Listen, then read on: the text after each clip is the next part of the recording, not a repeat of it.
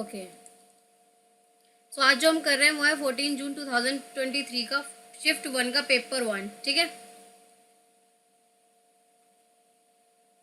तो सबसे पहले हमारे पास है DI के 5 क्वेश्चन। तो आपको पहले क्वेश्चन की टेबल को समझना है कि टेबल में क्या क्या डेटा दे रखा है, उसके बाद हम क्वेश्चन की तरफ जाएंगे। तो देखो यहाँ पर टेबल जो है इंग्लिश में, हिंदी में।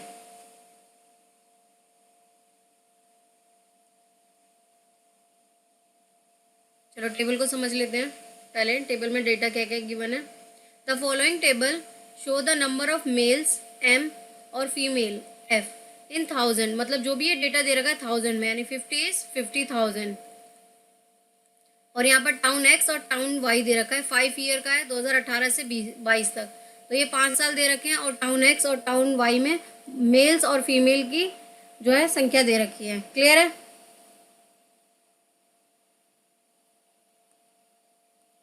महिलाएं और पुरुष 5 साल में, शहर X और शहर Y में, ये डेटा गिवन है हमारे पास टेबल में। क्वेश्चन नंबर 1 देखते हैं। 10 सेकेंड्स है आपके पास, पहले आप ट्राई करोगे देन मैं सॉल्व कराऊंगी। ठीक है, चलो ट्राई करो। क्वेश्चन हिंदी और इंग्लिश दोनों में है।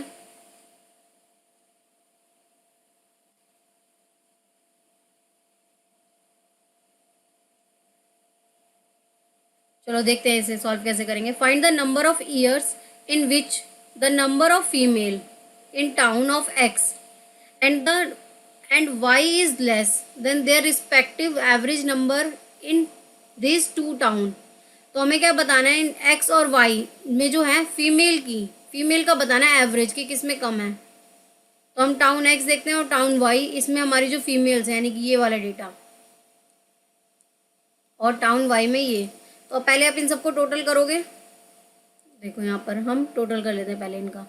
टाउन X में जो आपने 49 + 49 + 52 53 52, इसको हम ऐड करेंगे तो ये हमारा आएगा 255। ठीक है, उसके बाद हम इसे ऐड करेंगे टाउन Y को 50 52 54 56 55। इसे जब हम ऐड करेंगे तो ये आएगा हमारा 267। अब ये 5 साल का डेटा है हमारे पास और हमसे क्या बोला है, एवरेज। तो आप 255 को डिवाइड करोगे जब 5 से, तो आपके पास डेटा आएगा 51। सिमिलर आप 267 को डिवाइड कर दो 5 से, तो आपके पास आएगा 53.4। तो ये हमारा टाउन Y का आ गया और ये आ गया हमारा टाउन X का एवरेज। तो एवरेज टाउन X का कितना है 51 और टाउन Y का 53.4। अब हमसे क्वेश्चन में पूछा गया है कि ये बताओ कितने शहर हैं ऐसे। तो देखो यहाँ पर 2018 में टाउन X में 49 और हमारा X का कितना है 51 और Y का कितना है 53.4। एवरेज से कम देखना है तो क्या ये 51 से कम है? हाँ, एक 2018 मिल गया हमें टाउन X में, दूसरा 51 से ये भी कम है 2019, दूसरा भी ईयर मिल गया। 52 बड़ा है, ये सारे बाकी इंक्रीज हैं, तो ये दोनों ही कम थे। तो 2 ईयर यहाँ पर आ गए हमारे पास टाउन X में। अब टाउन Y में देखते हैं 53.4 से कम। तो 2018 में 50 है, तो पहला तो एक ये ईयर आ गया, दूसरा 52, यानी ये 2 ईयर आ गए, बाकी जो है 53 से अबव है। तो यहाँ पर भी 2018 और 2019 2 साल हैं। ये दोनों साल क्या है, औसत जो हमारा एवरेज आया है इससे कम है। तो इसका करेक्ट आंसर क्या है, ऑप्शन नंबर 2। 2 और 2, 2 क्या है X में और Y टाउन, दोनों में 2-2 ईयर जो है वो एवरेज कम है। क्लियर है ये क्वेश्चन। चलो next question, question number 2 try करो देन मैं इसका आंसर बताती हूँ। चैनल पे जो भी स्टूडेंट नए हैं चैनल को सब्सक्राइब करें, जिससे कि और भी PYQ सीरीज मैं आपके लिए लाती रहूँ। ठीक है, ट्राई करो पहले आप।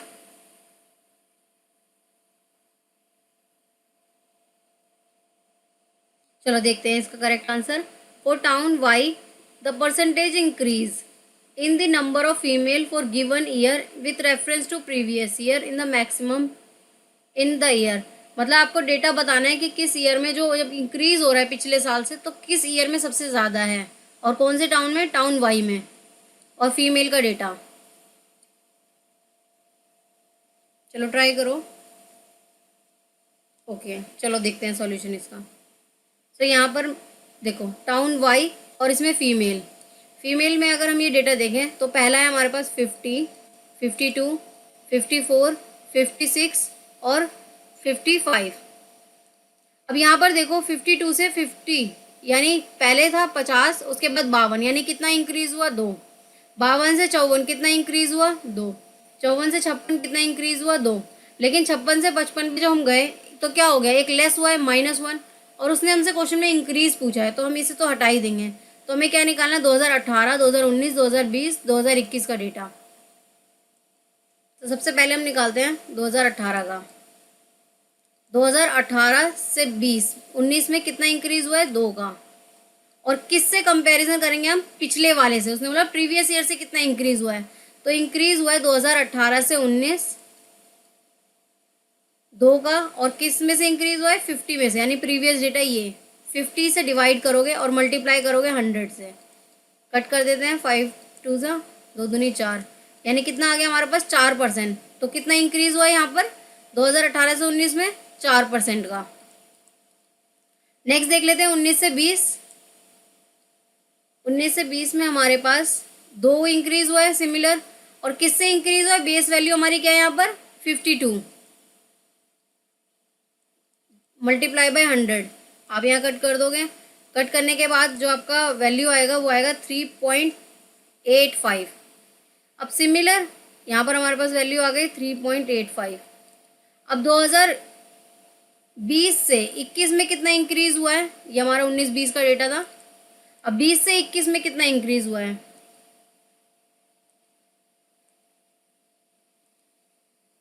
यहाँ पर देख लेते हैं 20 और 21 का। तो ये दोनों डेटा क्लियर है। 18 से 19 और 19 से 20 का हमने कैसे निकाला है? तीसरा हम यहाँ निकाल लेते हैं। हमारा 2 इंक्रीज हुआ है और उसकी बेस वैल्यू क्या है हमारी? 54 इंटू 100। जब आप इसे कैलकुलेट करोगे तो वैल्यू आएगी 3.7470। क्लियर है?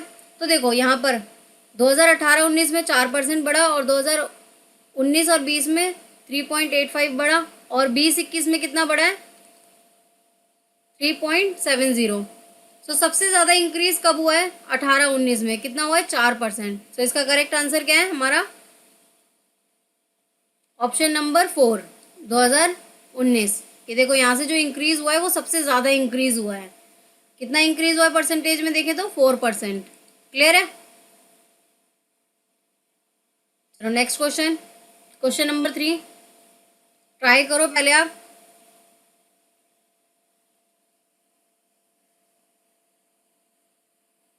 चलो देखते हैं इसका करेक्ट आंसर कैसे सॉल्व करेंगे। In which of the following pair of year the difference in the number of males and female is maximum for the town X and Y. Maximum difference बताना है आपको। 2 टाउन है x और Y में, 2 वर्षों में कितना हुआ है? ट्राई करो पहले आप।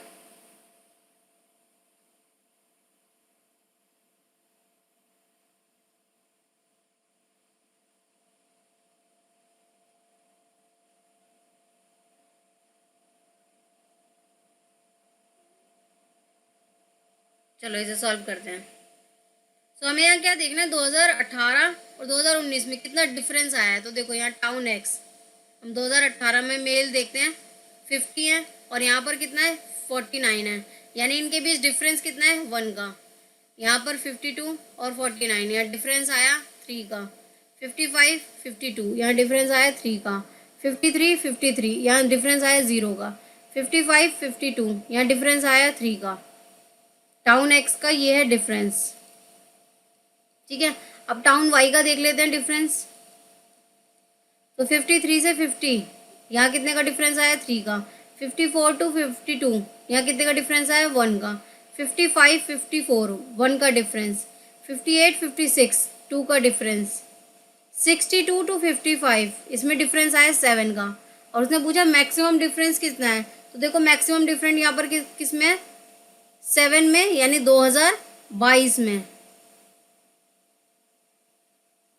क्लियर है? हमसे यही पूछा था मैक्सिमम डिफरेंस। तो मैक्सिमम हमारा डिफरेंस जो है वो है हमारा 2022। 2022 में हमारा 7। ठीक है। 2022 एंड 21, ये देखो यहाँ पर 2022 में हमारे पास कितना आया 7 और यहाँ पर 3। तो यहाँ पर जो 21 और 22 जो है हमारा सबसे ज़्यादा डिफरेंस आया है। क्लियर है?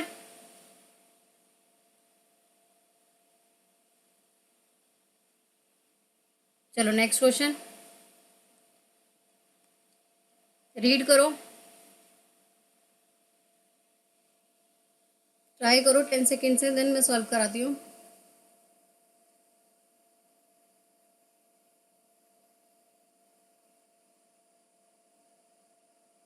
ओके देन देखते हैं। What is the ratio of the average number of male in town X and average number of male town Y. Average बताना है आपको मेल एक्स और मेल वाई में। ट्राई करो पहले।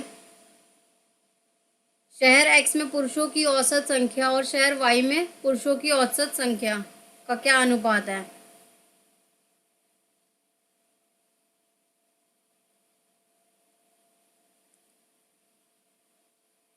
चलो ट्राई करते हैं इसको। तो देखो पहले टाउन एक्स देख लेते हैं, हम ये सारा टोटल कर लेंगे। टाउन एक्स में हमसे क्या पूछा है? मेल। तो टाउन एक्स में मेल है हमारे पास ये data 50 plus 52 plus 55 plus 53 plus 55। इनको जब आप टोटल कर लोगे टोटल आएगा हमारे पास 265। और ये 5 ईयर का है और हमसे एवरेज पूछा है, तो इसे आप डिवाइड करोगे तो आंसर क्या आएगा 53। तो ये हमारा निकल गया टाउन एक्स का। अब टाउन वाई का भी सिमिलर निकाल लोगे, आप इस सारे डेटा को टोटल कर लोगे 53 54 58 62 53 54 53 54 55। अच्छा यहाँ 55 भी है, ठीक है। इसको जब आप ऐड करोगे तो आपका डेटा आएगा 282। 282 को क्या करोगे आप 5 से डिवाइड करोगे, आपके पास वैल्यू आएगी 56.4। क्लियर है? हमसे क्वेश्चन में यही पूछा था एवरेज,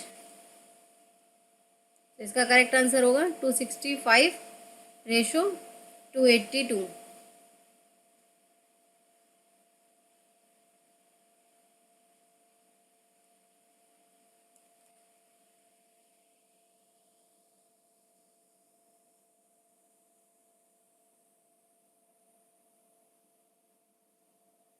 क्लियर है?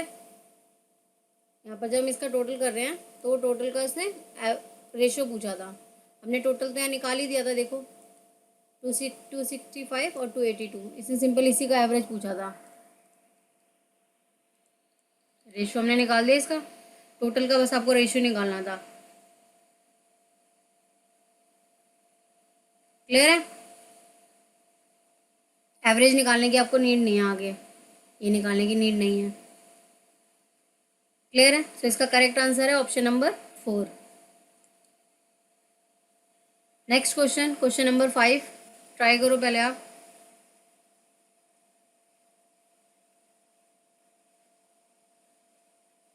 The population of town x 2018-19 together approximately what percentage of town x 2021-2022 together.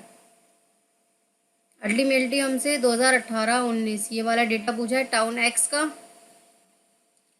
और 21 और 22 का हमसे डेटा पूछा है टाउन वाई का।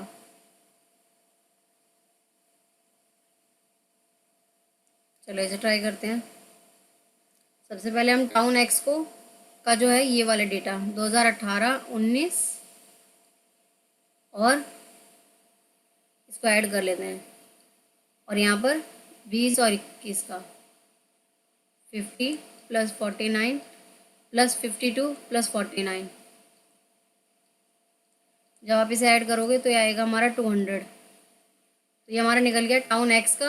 अब टाउन वाई का पूछा है उसने 21 और 22 का, यानी ये वाला डेटा 58 प्लस 56 प्लस 62 प्लस 54। 58 56 62 55, इसे जब आप ऐड करोगे आएगा 231। और इसने हमसे क्या पूछा है क्वेश्चन में, इसकी परसेंटेज बताना है आपको, ठीक है, इन दोनों का कंपैरिजन करके। तो 200 डिवाइड में 231 करोगे, मल्टीप्लाई करोगे 100 से, तो हमारा आंसर आएगा 86.58। आप इसे अप्रॉक्स करोगे तो आएगा 86.66% अप्रॉक्स। ठीक है,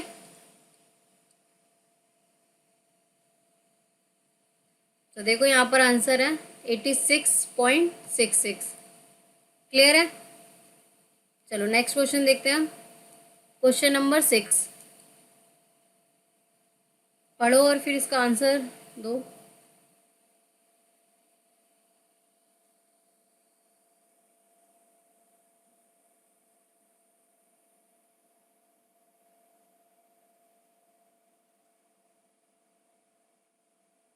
ओके रोमा, यहाँ तक किसी भी स्टूडेंट को डाउट है तो पूछ लो। चलो देखते हैं, हिंदी में देखो पहले। ऑल क्लियर, हिंदी में देखो, देख लिया। चलो अब इसका सॉल्यूशन देखते हैं क्वेश्चन का। तो इसका करेक्ट आंसर है ऑप्शन नंबर 4। पहली स्टेटमेंट जो है रॉन्ग है, दूसरी स्टेटमेंट करेक्ट है। द उपनयन ceremony which marked the initiation of the child into study of Vedas was performed for boys as well as girls। yes, ये होती थी उपनयन सेरेमनी, लेकिन यहाँ पर स्पेसिफाई नहीं किया, क्योंकि अगर हम वर्णा की बात करें तो ब्राह्मण, क्षत्रिय, वैश्य, शूद्र, लेकिन वैश्य शूद्र को तो जो है एजुकेशन थी ही नहीं, और यहाँ पर क्या सबके लिए बोल दिया है, इसीलिए ये स्टेटमेंट जो है गलत है। क्लियर है?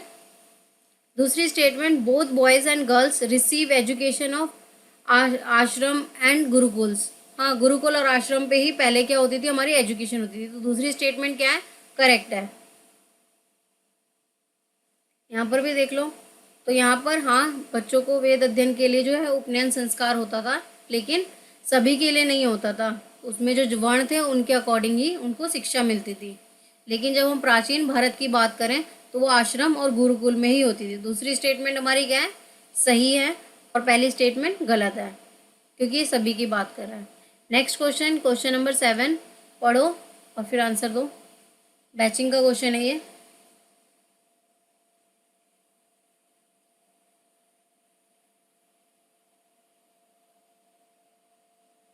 चलो इसका करेक्ट आंसर देखते हैं, पहले हिंदी में देख लेते हैं। हिंदी में देख लो।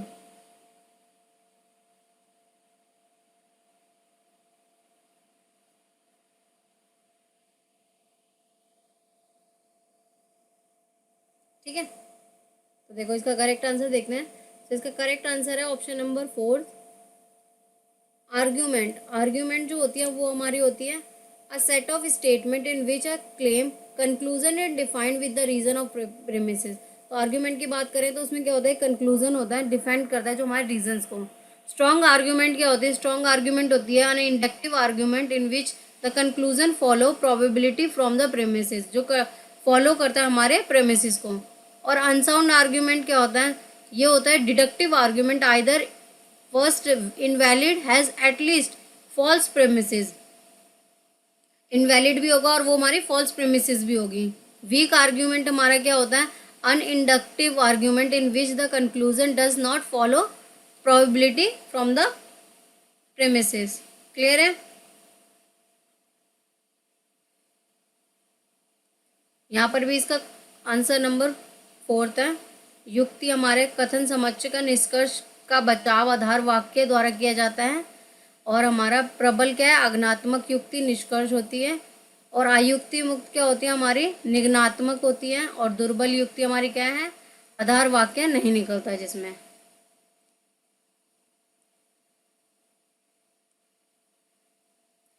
क्वेश्चन 8 ट्राई करो पहले आप। सिंपल इंटरेस्ट के देखो, जब भी अभी तक मैंने जो भी PYQ कराए हैं 2023 के, इसमें ये वाला क्वेश्चन हमेशा रिपीट हुआ है। और आप देखोगे जितने भी मैंने अभी तक PYQ कराए हैं उसमें लगातार सेम ही कॉन्सेप्ट रिपीट हो रहा है। तो जिस भी स्टूडेंट ने 2023 की प्लेलिस्ट को फॉलो कर रहा है उसको समझ आ गया होगा कि ये क्वेश्चन कैसे सॉल्व होगा, क्योंकि मैंने बहुत डिटेल में कराया है। सर चलो ट्राई करो फिर। अच्छा, हमारा कंपाउंड इंटरेस्ट का अगर हम ट्रेडिशनल बात करें तो कंपाउंड इंटरेस्ट में अमाउंट निकालने का हमारा फॉर्मूला क्या होता है, amount equal to principal plus R divided by N T.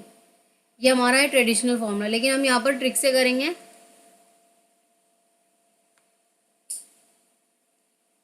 तो देखो क्वेश्चन क्या कह रहा है, the simple interest of certain principal amount 4 year 10% annum in is a half of compound interest 1000 of 2 year 20% of per annum. Find the principal amount, हमें क्या निकालना है, प्रिंसिपल अमाउंट निकालना है और कंपाउंड इंटरेस्ट की हमें डिटेल गिवन है. सो अगर मुझे सबसे पहले रेट ऑफ इंटरेस्ट निकालना है 2 साल का, तो एक तो ट्रेडिशनल तरीका है, आप काफ़ी लंबा करो, लेकिन एक दूसरा तरीका है हमारा जो हमारा होता है कंपाउंड इंटरेस्ट में रेट ऑफ इंटरेस्ट निकालने का फॉर्मूला. इसे आप याद भी कर लो और नोट्स आप जहाँ बना रहे हो उसमें इस तरीके से इम्पॉर्टेंट करके लिख लो स्टार बनाकर, हमेशा ही आपके काम आएगा. तो a plus B plus A into B divide by 100. Clear है? ये फॉर्मूला है, ये आपको याद करना है. ये ट्रिक का फॉर्मूला है जिसमें आप रेट ऑफ इंटरेस्ट निकाल सकते हो जब कंपाउंड इंटरेस्ट का एक से ज़्यादा ईयर दे रखा होता है. क्लियर है? अभी हम इस क्वेश्चन को सॉल्व करते हैं. फिर देखो यहाँ पर क्या है, 20% दे रखा है 2 साल का 1000 पर. तो जो मैंने अभी आपको बताया CI का रेट ऑफ इंटरेस्ट निकालने का formula a plus B plus A into B divide by 100. A हमारे यहाँ क्या है, 20% बोला था, तो हमारा क्या होगा 20 plus 20 plus 20 into 20 divide by 100. Clear है? ये कितना हो गया, 40 प्लस 400 डिवाइड बाई 100. कट गया, कितना बचा 44. यानी 2 साल का जो हमारा रेट ऑफ इंटरेस्ट होगा वो होगा हमारा 44%. प्रिंसिपल अमाउंट हमें गिवन था, प्रिंसिपल निकालना है ना हमें, और रेट तुम्हारा कितना आ गया 44%. और CI का हम निकालते हैं P into R divide by 100. अब जो हमारा हमें कंपाउंड इंटरेस्ट का हमें प्रिंसिपल गिवन था 1000 पे था ना, 44% हमने निकाल लिया. आप इसे कट करोगे 44 यानी 440 आपका जो है कंपाउंड इंटरेस्ट आ गया. अब क्वेश्चन में क्या बोला था कि कंपाउंड इंटरेस्ट का हमें क्या करना है, हाफ करना है. देखो यहाँ क्वेश्चन में यहाँ लिखा है ना कि हाफ ऑफ कंपाउंड इंटरेस्ट, जो उसका कंपाउंड इंटरेस्ट है उसका हाफ करके आप सिंपल इंटरेस्ट निकाल के आप प्रिंसिपल निकाल सकते हो. तो देखो पहले हम हाफ कर देते हैं. तो यहाँ पर जो हमारा 440 आया इसका हम आधा कर दें तो वो हमारा क्या होगा, सिंपल इंटरेस्ट होगा. मैं इसे आधा कर देती हूँ, 2 दूनी 4 2 दूनी 4 0. यानी हमारा सिंपल इंटरेस्ट कितना आ गया 220. यहाँ तक क्लियर है? अब हमें निकालना है प्रिंसिपल. तो सिंपल इंटरेस्ट का सिंपल सा फॉर्मूला होता है principal into rate into time divide by 100. Simple interest given है 220, प्रिंसिपल हमें निकालना है, रेट हमारा 10% है और टाइम पीरियड हमारा 4 ईयर है. आप ये 2 0 को यहाँ ले जाओगे यानी ये इंटू 100 और ये यहाँ मल्टीप्लाई हो रहा है, डिवाइड हो जाएगा 40 इक्वल टू P. आप इसे कट कर लोगे, 2 दूनी 4 एक कम 2 0, फिर 2 से कट कर दोगे, 2 पंजे 10 2 पंजे 10 55 को मल्टीप्लाई करोगे 10 से तो ये आ गया आपका 550 प्रिंसिपल.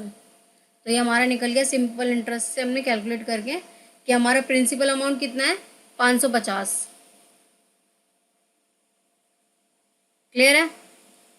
तो यहाँ पे इसका आंसर होगा हमारा 550, ऑप्शन नंबर 4. इस क्वेश्चन में कोई डाउट है?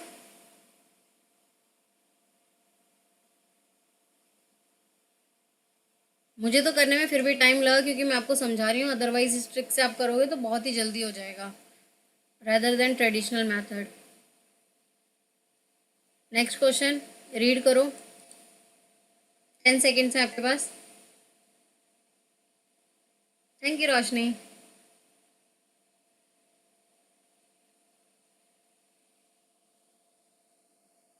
PYQ की जो हमारी पूरी सीरीज चल रही है पेपर 1 की, आप उस पूरी प्लेलिस्ट को देख लो तो मैं 100% श्योर हूँ कि आपका नेट तो बहुत ही इजीली क्वालिफाई हो जाएगा. तो आपको टेंशन लेने की ज़रूरत ही नहीं अगर आप PYQ फॉलो कर रहे हो तो क्वेश्चन पढ़ो, हिंदी में देखो.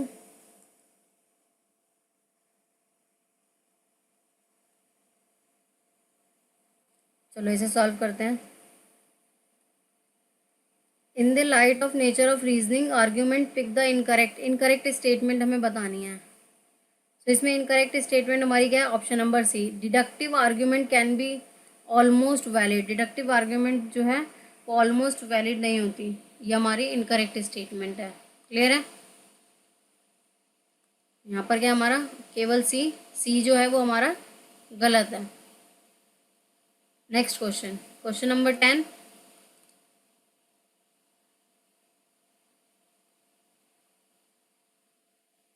विच of the following is a major advantage of online learning over offline learning? क्या मेजर एडवांटेज है ऑनलाइन लर्निंग का, बताओ। सबसे बड़ा एडवांटेज तो यही है ना, ये एक फ्लेक्सिबल है। आपका जब मन करता है आप उस टाइम पे क्लास ले लेते हो, कोई फिक्स टाइम नहीं है।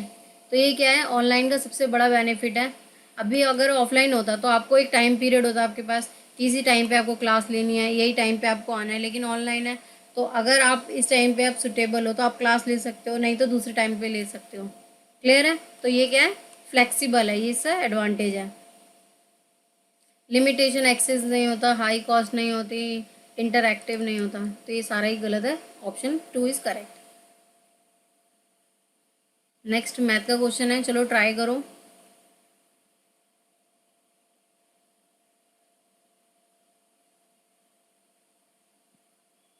एटलीस्ट ट्राई करो, फिर मैं आपको बताती हूँ कैसे इसको सॉल्व करेंगे।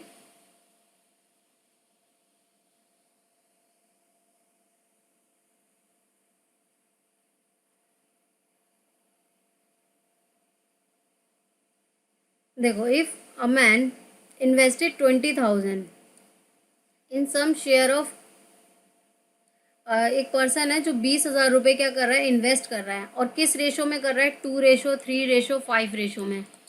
उसके बाद उसे 1 साल बाद उस पर डिविडेंड मिलता है। डिविडेंड एक तरह का इंटरेस्ट होता है जब भी आप कहीं पैसे इन्वेस्ट करते हो। तो वो उसे किस फॉर्म में मिलता है, 10%, 30%, 20%। मतलब जहाँ पर उसने 2 रेशो का करा था वहाँ 10%, 3 में 30% और 5 में 20%। और वो कितना इन्वेस्ट कर रहा है, 20,000 कर रहा है और इस रेशो में कर रहा है। देखो यहाँ पर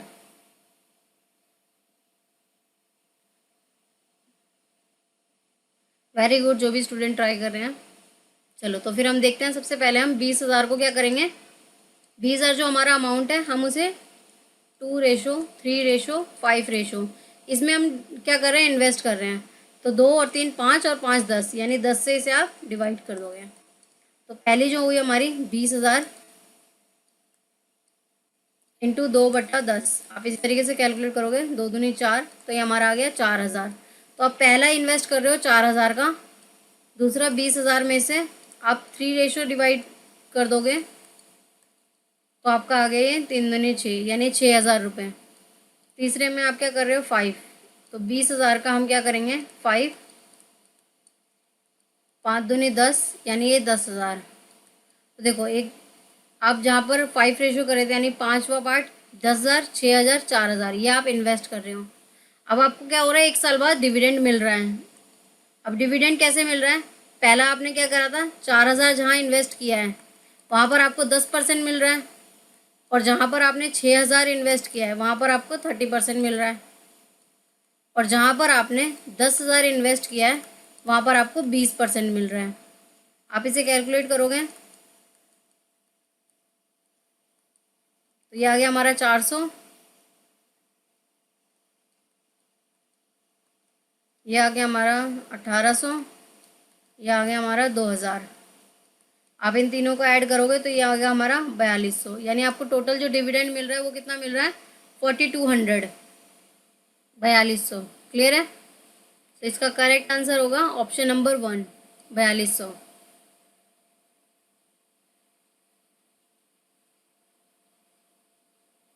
नेक्स्ट क्वेश्चन ट्राई करो।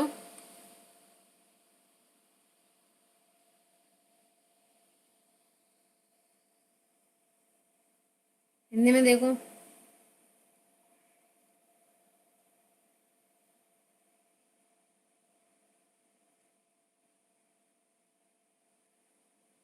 चलो इसका आंसर देखते हैं। सो इसका करेक्ट आंसर है option number 1, both statements are true. So Moodle is example of learning management system. Yes, ये एक स्वयं प्रभा की तरह क्या है, ओपन लर्निंग सोर्स है जहाँ पर आपको एजुकेशनल कंटेंट मिलता है। ठीक है, तो ये क्या है, एक एग्जाम्पल है। यस, करेक्ट है ये। और क्या है, Mentimeter is a tool use for creating online survey. अब जब हम बात करते हैं मेंटीमीटर की, तो मेंटीमीटर सबसे पहले रियल टाइम ऑडियंस के लिए आया था। रियल टाइम ऑडियंस, जहाँ पर इंगेज कर सके, लेक्चर, वर्कशॉप, ये इवेंट। उसके बाद जब हम इसकी बात करते हैं तो ये इंटरेक्टिव टूल बना, जहाँ पर क्विज, पोल, क्लाउड सर्वे, इस सब के लिए आया है। तो ये एक टूल है जो सर्वे और डेटा कलेक्ट के लिए यूज़ की जाती है। तो ये दोनों ही ठीक है। क्लियर है? हिंदी में भी देख लो। तो ये मूडल क्या है, एक उदाहरण है एलएमएस का, और ये क्या करता है, एक उपकरण है ऑनलाइन सर्वेक्षण का, डेटा कलेक्शन के लिए। नेक्स्ट क्वेश्चन, 10 सेकेंड्स है आपके पास, पढ़ो फिर करेक्ट आंसर दो। जो स्टूडेंट इस क्लास की रिकॉर्डिंग देख रहे हैं तो वो क्या करेंगे, पहले क्लास में क्वेश्चन पढ़ेंगे, वीडियो को रोकेंगे, उसके बाद इसका आंसर देखेंगे और उसके बाद ही आप दोगे आंसर दोगे, उसके बाद आप इसका करेक्ट आंसर देखोगे।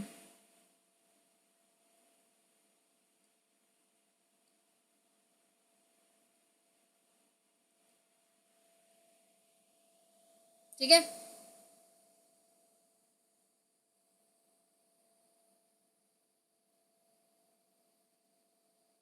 हाँ, इसका आंसर दिख गया, कोई बात नहीं। तो देखो ये क्या है हमारा, वाल्मदीरी जैविकिन ने क्या किया, निम्नलिखित में से किसका आविष्कार किया है? वाल्मदिर जैरकिन ने। वाल्मदिर जैरकिन ने जो आविष्कार किया है वो है हमारा टेलीविज़न का। इन्होंने टेलीविज़न का आविष्कार किया है। कलर प्रिंटिंग की बात करें तो इसका आविष्कार किया है हमारे जॉनन गुटनबर्ग ने। रेडियो की बात करें तो ये हमारा आविष्कार किया है गुग्लिमो मॉर्कोनी ने 19th सेंचुरी में, और कलर प्रिंटिंग का हमारा 15th सेंचुरी में।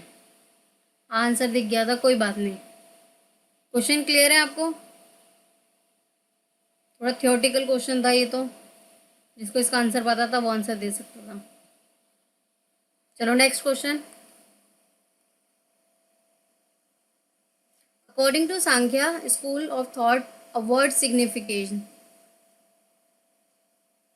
ये क्वेश्चन थोड़ा डेप्थ में आया है, जिसने सांख्य का कॉन्सेप्ट डेप्थ में पढ़ा वही इसका आंसर दे पाएगा।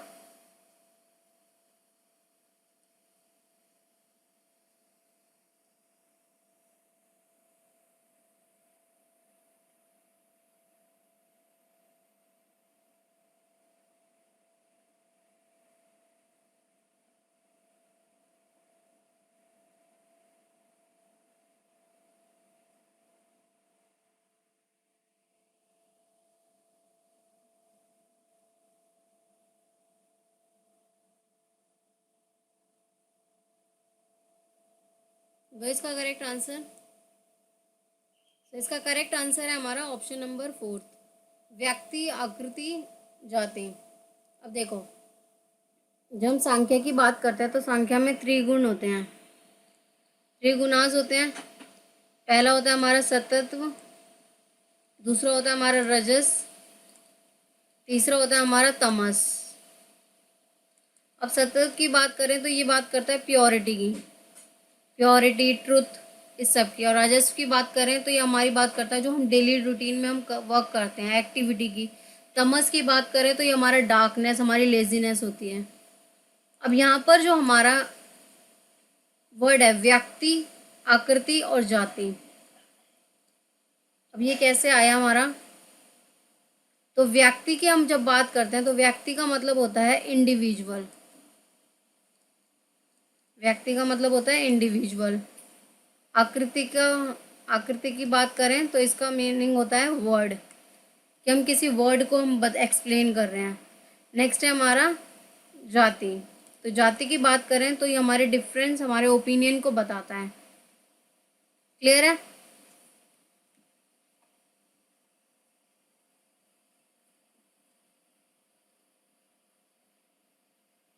यहाँ पर देखो एक आर्टिकल भी मैंने लगाया है, ये बुक का एक चैप्टर है, इसमें आकृतिवाद का हमारा कॉन्सेप्ट है, आकृतिवादा, जो स्पेशल रेफरेंस करता है साबारा से, जिसमें 3 वर्ड्स का एक्सप्लेन है। ठीक है? इस कॉन्सेप्ट में कोई डाउट है तो पूछो अभी। Next question, a computer processor will be operate faster when the data that it want is in the, बताओ इसका करेक्ट आंसर।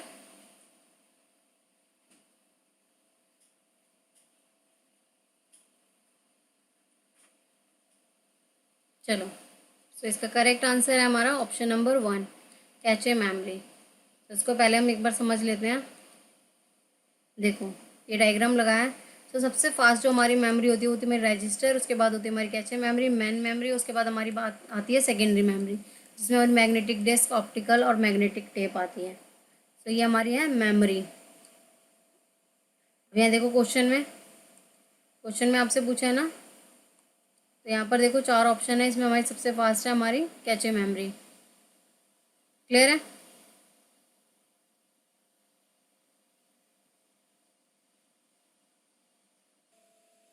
ट्राई सभी स्टूडेंट करेंगे जो भी लाइव हैं, और जो इस क्लास की रिकॉर्डिंग देख रहे हैं वो भी पहले क्वेश्चन को ट्राई करेंगे, फिर उसका सोल्यूशन देखेंगे।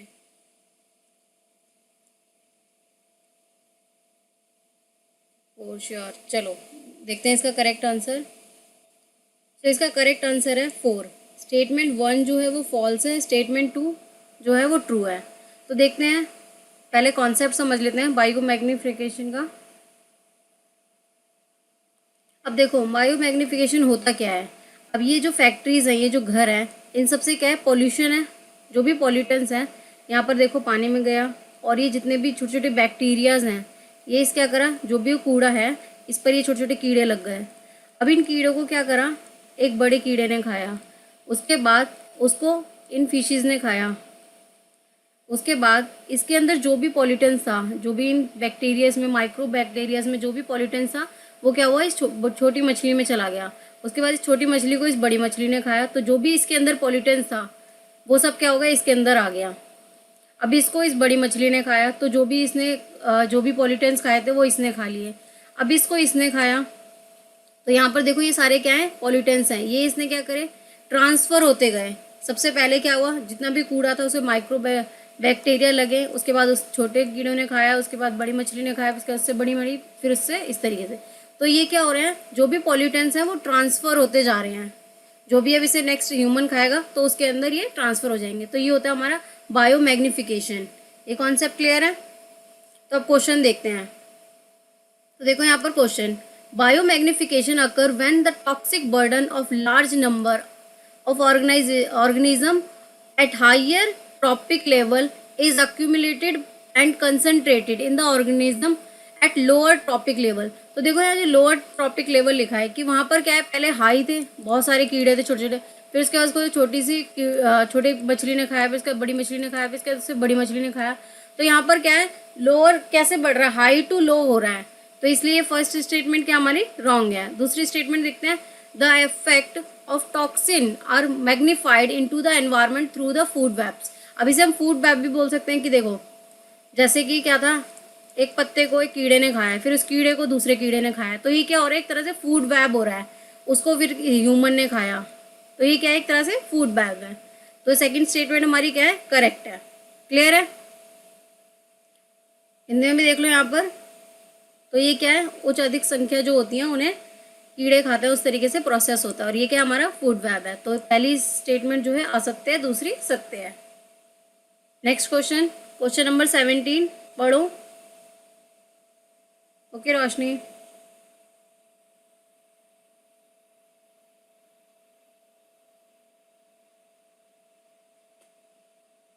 पढ़ो फिर आंसर दो। The purpose of blind study is to prevent the participants from figuring out what the experimental want। Second statement first statement दोनों सही हैं, दोनों गलत हैं। हिंदी में देख लो।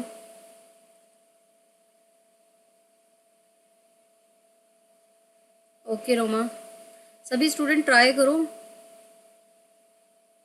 गलत होगा इससे ज़्यादा क्या होगा, आप सही आंसर सीख लोगे, लेकिन ट्राई करो, ठीक है। कमेंट बॉक्स में आप अपने ऑप्शन को लिखो, आपका क्या होगा, ज़्यादा गलत होगा। अब जब भी क्वेश्चन का, किसी भी क्वेश्चन का आंसर गलत देते हो, नेक्स्ट टाइम वो क्वेश्चन कभी गलत नहीं होता। तो आप इस क्वेश्चन का गलत आंसर दो, लेकिन दो, ठीक है। चलो इसका करेक्ट आंसर देखते हैं। तो इसका करेक्ट आंसर है option number 3। First statement true है, सेकंड स्टेटमेंट फॉल्स है।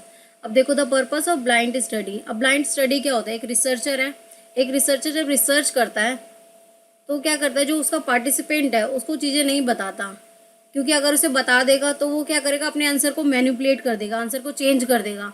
इसीलिए क्या होता है, ब्लाइंड स्टडी होती है। कोई बात नहीं रोमा, ट्राई करो एटलीस्ट, ठीक है। The purpose of blind study is to prevent the participant from the figuring out what is the experimental want. तो अगर एक रिसर्चर है, वो कोई एक्सपेरिमेंट कर रहा है, तो वो क्या करेगा, अपने पार्टिसिपेंट को बताएगा नहीं, उसको वो चीज़ें नहीं बताएगा जिससे कि जो उसकी रिसर्च है वो सक्सेसफुल हो सके। तो पहली स्टेटमेंट तो ठीक है। दूसरी statement, interaction between the experimental and the participant is always beneficial in social science research. अब ये गलत है, क्योंकि जो हम एक्सपेरिमेंट कर रहे हैं वो ज़रूरी नहीं है हमेशा सोशल साइंस के लिए बेनिफिट हो, क्योंकि सम केसेस होते हैं जहाँ इंटरेक्शन तो होता है, लेकिन वो अगर सोशल साइंस में देखें तो अगर पार्टिसिपेंट को भी पता है, एक्सपेरिमेंट जो कर रहा है रिसर्चर उसे भी पता है, तो कई बार चीज़ें क्या होती हैं, बायस हो जाती हैं और रिजल्ट भी हमारा क्या आता है, बायस आता है। सो ये ज़रूरी नहीं हमेशा बेनिफिशियल हो। तो स्टेटमेंट 2 क्या हमारी इनकरेक्ट है। क्लियर है। सो यहाँ पर क्या है, ब्लाइंड स्टडी, हाँ करेक्ट है ये पहला आंसर। और दूसरा क्या है, सदैव लाभकारी नहीं होती, क्योंकि बायसनेस आ जाती है। अगर रिसर्चर और पार्टिसिपेंट को पता होता है, वो आंसर मैनिपुलेट कर देते हैं, चेंज कर देते हैं, ठीक है। Question number 18।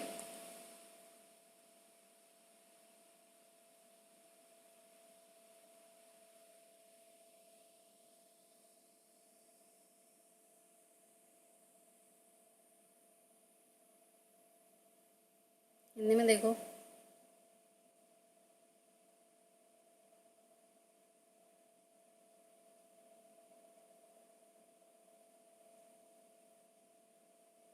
चलो इसका सॉल्यूशन देखते हैं। गुड रोमा, एटलीस्ट सभी स्टूडेंट ट्राई करो, गलत होगा इससे ज़्यादा कुछ नहीं होगा, आप उसका आंसर करेक्ट सीख लोगे, ठीक है। तो इसका करेक्ट आंसर है option number 1, both statement are true.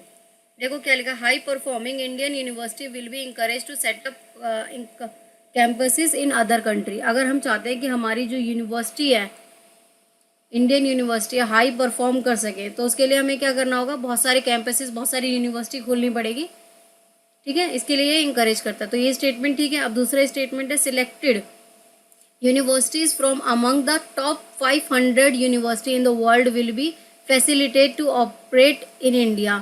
yes ये भी स्टेटमेंट ठीक है। एक आर्टिकल आपने पढ़ा होगा, उस आर्टिकल में ये प्रॉपर था, जिसे मैं टेलीग्राम ग्रुप पे शेयर कर दूंगी, जिसमें मेंशन है कि 500 university world will be facilitate to operate in India. Clear है। सो ये दोनों स्टेटमेंट क्या हमारी ठीक है। पहली स्टेटमेंट भी सही है कि अगर कैंपस को प्रोत्साहित करना है, अच्छा प्रदर्शन करें, तो ये भी सही है। और क्या है, 500 विश्वविद्यालय चयनित किए गए हैं, दोनों ही क्या है, सही हैं। Next question, question number 19। देखो 2023 के अभी तक मैंने जितने ही पेपर कराए हैं, मार्च के, जून के, उसमें ये क्वेश्चन हर बार रिपीट हुआ है, मोस्ट रिपीटेड क्वेश्चन है ये। तो अगर आपने प्रीवियस PYQ देखे हैं चैनल पर, तो आप ये क्वेश्चन आराम से सॉल्व कर पाओगे। इवन मैथ, DI 2023 के सारे ही, ठीक है। चलो इसे ट्राई करो।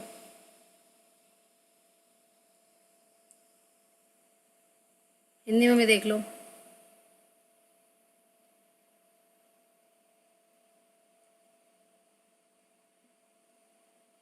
चलो इसे सॉल्व करते हैं।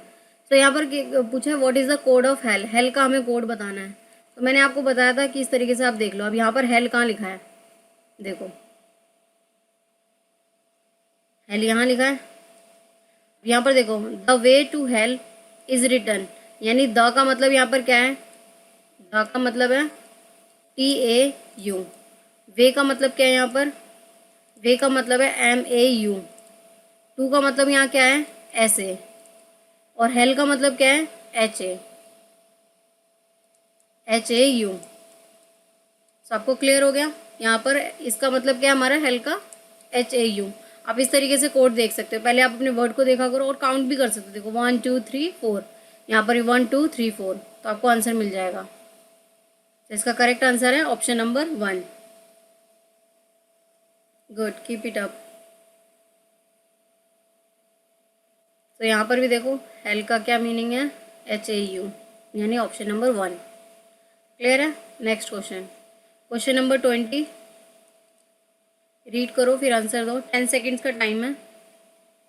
मैं टाइम बहुत कम दे रही हूँ क्योंकि मैं चाहती हूँ आप स्पीड में प्रैक्टिस करें, और मैं डिटेल में करा रही हूँ, जिस वजह से जो है वीडियो थोड़ी लेंथी हो जाती है, लेकिन कॉन्सेप्ट आपके क्लियर हो जाते हैं। देखो जो भी क्वेश्चन आप करोगे इस चैलेंज से, तो आपको दोबारा कहीं और से कॉन्सेप्ट पढ़ने की ज़रूरत नहीं है, आपको कॉन्सेप्ट वहीं क्लियर हो जाएगा। ठीक है, चलो क्वेश्चन पढ़ो। हिंदी में देखो।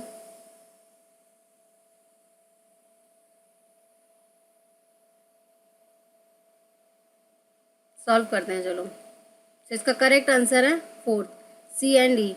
इन the light of change introduce to the existing university under the Indian university act. Indian university act कौन सा है? 1904। ये क्वेश्चन में नेक्स्ट पूछ सकता है कि कौन से एक्ट का है। फॉलोइंग इनकरेक्ट, क्या पूछा है? इनकरेक्ट, तो आपको गलत बताना है। An enlargement of function of the university, हाँ ये होता है, तो ये तो वैसे ही कट गया, ये करेक्ट है। The introduction of new principle of election to the sense, introduction होता है न्यू प्रिंसिपल जो भी हैं आपके। यस, ये भी करेक्ट है। Easier condition to affect of colleges to university, हाँ ये इनकरेक्ट है। क्यों? क्योंकि हाँ कंडीशन की बात करें और इस आर्टिकल के तहत बताना है, तो उस टाइम पे इस आर्टिकल में नहीं था, तो इस वजह से सी हमारा रॉन्ग है। और increase in the size of university centres, ये भी हमारा गलत है, तो C&E इज करेक्ट आंसर। ठीक है, करेक्ट बता दिया, नहीं इनकरेक्ट देखना था आपको। ठीक है, तो यहाँ पर भी आपका C&E, ए होगा, ये बी होगा, ये सी होगा, ये डी और ये, तो बी यानी ये और ई यानी ये हमारे इनकरेक्ट है। क्लियर है? Next question, question number 21। Read करो। कोई बात नहीं, आप करेक्ट देखना। ठीक है, आपकी ये प्रैक्टिस ही हो रही है।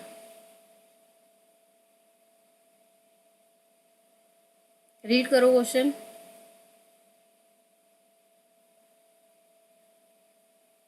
हिंदी में देखो। असर्शन रीजन का क्वेश्चन है। दो स्टेटमेंट दे रखी हैं, वो दोनों स्टेटमेंट सही हैं और उनका रीज़न सही है, ये बताना है आपको। चलो इसका करेक्ट आंसर देखते हैं। तो इसका करेक्ट आंसर है option number 1। Very good Roma and Roshni, both statement are true, and जो इसकी करेक्ट एक्सप्लेनेशन है वो भी करेक्ट है। अब देखो, experimental research allowed you to eliminate the influence of the many extraneous factor. अब हम बात करते हैं एक्सपेरिमेंटल रिसर्च की, तो हम उसे एक्सपेरिमेंट करके देखते हैं, और उसमें जो भी हमारे एक्सट्रेनियर फैक्टर होते हैं जो हमारे रिसर्च को ख़राब करते हैं, हम उसे क्या करते हैं? एलिमिनेट कर देते हैं। सपोज आप साउंड या म्यूज़िक के ऊपर रिसर्च कर रहे हो, तो जो भी एक्स्ट्रा हमारे साउंड और होगा, वो जो इसे ख़राब करेगा, हम उसे क्या करेंगे? रोकने की कोशिश करेंगे, तो वो हमारे एक्सटीरियर फैक्टर होते हैं। अब इसका रीज़न क्या दिया है?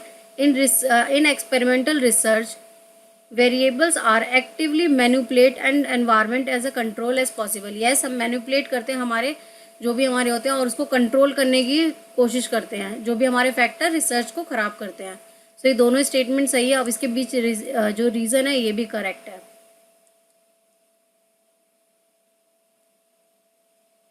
तो ये हमारा क्या है? ऑप्शन नंबर 1, ये भी सही है और ये भी सही है। बाह्य कारकों का जो प्रभाव होता है उसे दूर करते हैं और वातावरण में यथार्थ नियंत्रित करते हैं एक्सपेरिमेंटल रिसर्च में। क्लियर है? Next, question number 22। रीड करो और आंसर दो।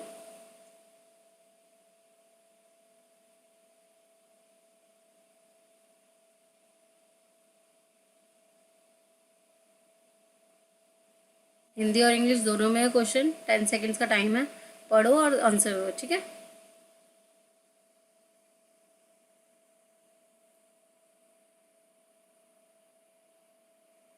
चलो इसका करेक्ट आंसर देखते हैं। The property of data such as research result apply to situation beyond the particular sample of individual item observed in a single research setting refer. तो यहाँ पर क्या होगा इसका आंसर एक्सटर्नल वैलिडिटी, क्योंकि देखो प्रॉपर्टी की बात करें कि किस तरीके से जो हमारा रिजल्ट है वो अप्लाई कर रहा है हमारी सिचुएशन में बियॉन्ड द पर्टिकुलर। तो ये क्या हो रहा है यहाँ पर हमारा एक्सटर्नल वैलिडिटी हो रही है, हम बाहर की देख रहे हैं वैलिडिटी क्या वो सुटेबल है कि नहीं है। क्लियर है।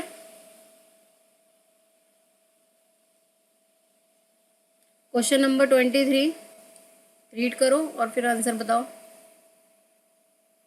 इंग्लिश में। ये क्वेश्चन एग्जैक्ट रिपीट है, पूरा की पूरा रिपीट है मार्च की, जिसने आपने लोगों ने देखी होगी 2023 की जो पीवाईक्यू मैं करा रही हूँ। ये question exact to the word repeat है, इसमें कुछ भी चेंज नहीं हुआ है। तो देख लो पीवाईक्यू का कितना बेनिफिट है, और पीवाईक्यू की सीरीज़ जो हमारे चैनल पर हो रही है स्टडी विद प्रोफेशनल क्लासेस में, आप ब्रॉडकास्ट और प्लेलिस्ट में जाकर देख सकते हो 2023 की पीवाईक्यू की। उसमें ये क्वेश्चन एग्जैक्ट रिपीट है, वहाँ पर मैंने ये कॉन्सेप्ट पूरी तरीके से कराया है। तो जो कॉन्सेप्ट मैं रिपीट करा चुकी हूँ वो यहाँ पर ब्रीफ कर रही हूँ, बट आप वहाँ पर देखोगे तो प्रॉपर कॉन्सेप्ट मैंने कराया है। ठीक है, हिंदी में देख लो ये question.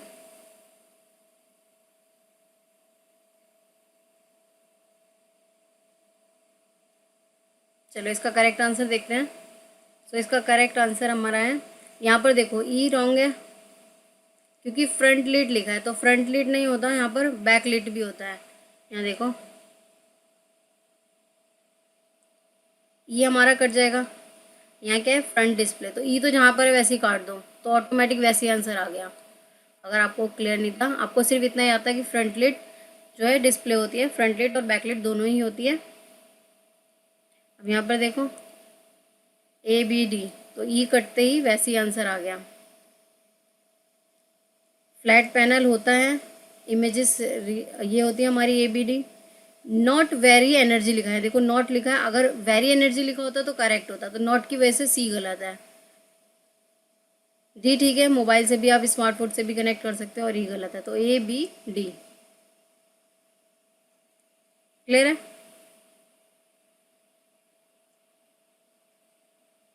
Next question, question read करो।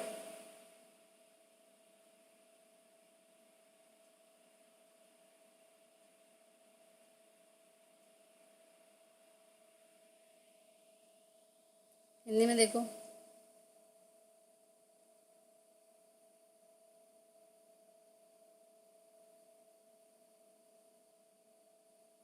चलो इसका सॉल्यूशन देखते हैं।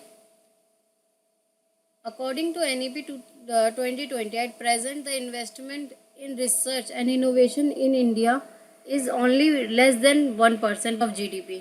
सो ये करेक्ट है।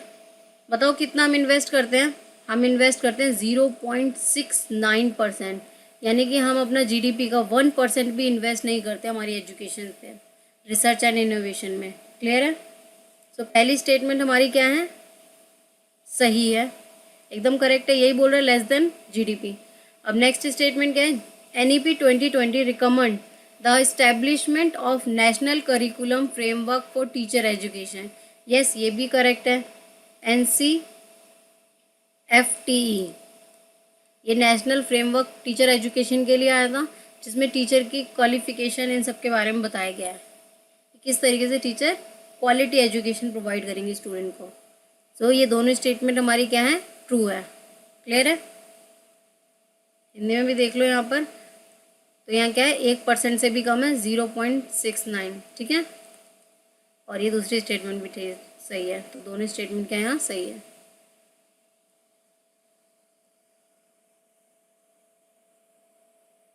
यहाँ तक क्लियर है। किसी को कोई डाउट है इन क्वेश्चन में तो बता दो। तो क्वेश्चन नंबर 25 रीड करो। क्लियर है, ओके।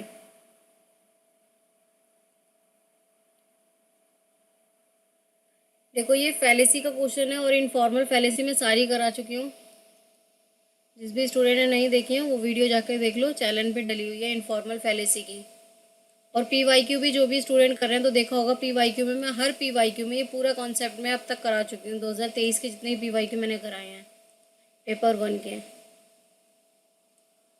तो बताओ इसका correct answer.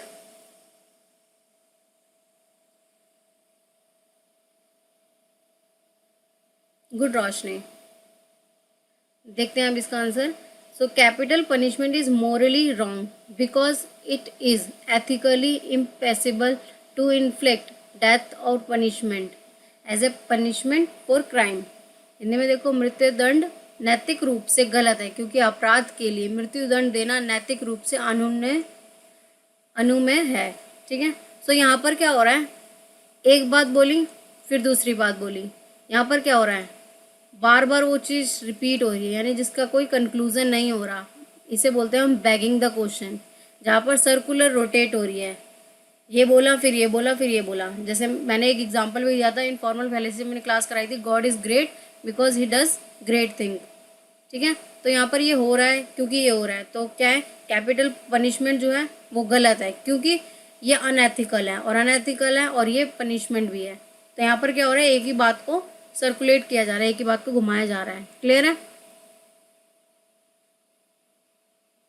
Next question.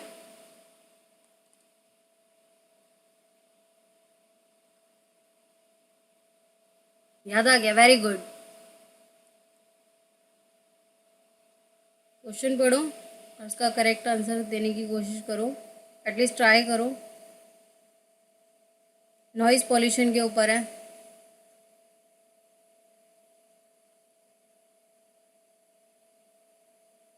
Hindi में देख लो। इसका करेक्ट आंसर देखते हैं। इसका करेक्ट आंसर है ऑप्शन नंबर 1। दोनों स्टेटमेंट ठीक है। देखो, exposure to noise pollution adversely affects the psychological health. अगर बहुत ज़्यादा नॉइज़ कंटिन्यू किसी के कान में जा रही है रोज़, तो वो क्या होगा, उसकी साइकोलॉजी हेल्थ पे बहुत ज़्यादा इफेक्ट पड़ेगा। ठीक है। सो ये स्टेटमेंट क्या हमारी करेक्ट है। Exposure to noise pollution adversely effect of psychology health of person. Yes, वो नॉइज़ क्या करेगा, एडवर्सली उसके इफेक्ट करेगा। उसकी नींद पूरी नहीं होगी, वो काम नहीं समझ पाएगा, मेंटल हेल्थ इशू होगा, साइकोलॉजी इशू होगा। तो ये सब क्या होगा, नॉइज़ पॉल्यूशन से होगा। तो ये दोनों स्टेटमेंट क्या हमारी करेक्ट है।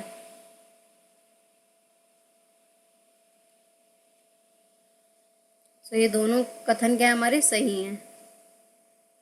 प्रतिकूल प्रभाव पड़ता है शोर के प्रदूषण से, मनोवैज्ञानिक स्वास्थ्य पे भी प्रतिकूल प्रभाव पड़ता है। ठीक है। ये दोनों स्टेटमेंट हमारी सही है। क्वेश्चन नंबर 27 मैच करना है आपको।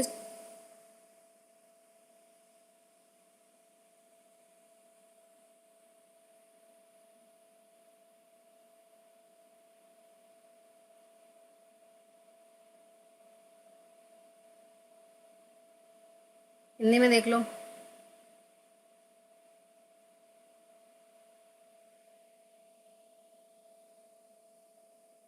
चलो इसका करेक्ट आंसर देखते हैं। सो इसका करेक्ट आंसर है ऑप्शन नंबर 4। अब देखो, इसे मैचिंग करते हैं। तो यहाँ क्या हमारे पास data transmission modes in computer network. ये कंप्यूटर नेटवर्क के डेटा मोड्स हैं, ट्रांसमिशन हम किस तरीके से करते हैं। तो पहला है सिंप्लेक्स। अब सिंप्लेक्स की बात करें तो ये होता है हमारा data can be only be sent और रिसीव। मतलब जहाँ पर हम डेटा सेंड कर पा रहे हैं, डेटा को हम क्या कर रहे हैं, सेंड कर रहे हैं और रिसीव हो रहा है, तो ये हमारा क्या है, सिंप्लेक्स। ड्यूप्लेक्स की बात करें तो ड्यूप्लेक्स में क्या होता है हमारा, जहाँ पर data can be sent and receive at same time. यहाँ पर डेटा क्या हो रहा है, सेंड भी हो रहा है, रिसीव भी हो रहा है, लेकिन टाइम क्या हमारा सेम टाइम है। तो ये हमारे क्या कहलाएगा, ड्यूप्लेक्स। हाफ डुप्लेक्स क्या होता है, देखो हाफ डुप्लेक्स में होता है हमारा जहाँ पर data can be send and receive but not send same time. Data आप सेंड भी कर रहे हो, डेटा रिसीव भी कर रहे हो, लेकिन जो टाइम है वो सेम टाइम नहीं है। तो सेम टाइम की जब बात होगी तो वो क्या होगी हमारी डुप्लेक्स में। हाफ डुप्लेक्स में सेम टाइम नहीं होगा, और सिंप्लेक्स में क्या होगा, आप सिर्फ सेंड कर पा रहे हो। क्लियर है। हिंदी में भी देख लो, सिंप्लेक्स, इसका ऑप्शन नंबर 4 करेक्ट है। तो यहाँ पर क्या होता है, खाली आप भेज सकते हो, डुप्लेक्स में आप भेज भी सकते हो, प्राप्त भी कर सकते हो उसी समय पर। हाफ डुप्लेक्स में आप डेटा को भेज सकते हो लेकिन समय अलग होगा। Next question, question number 28।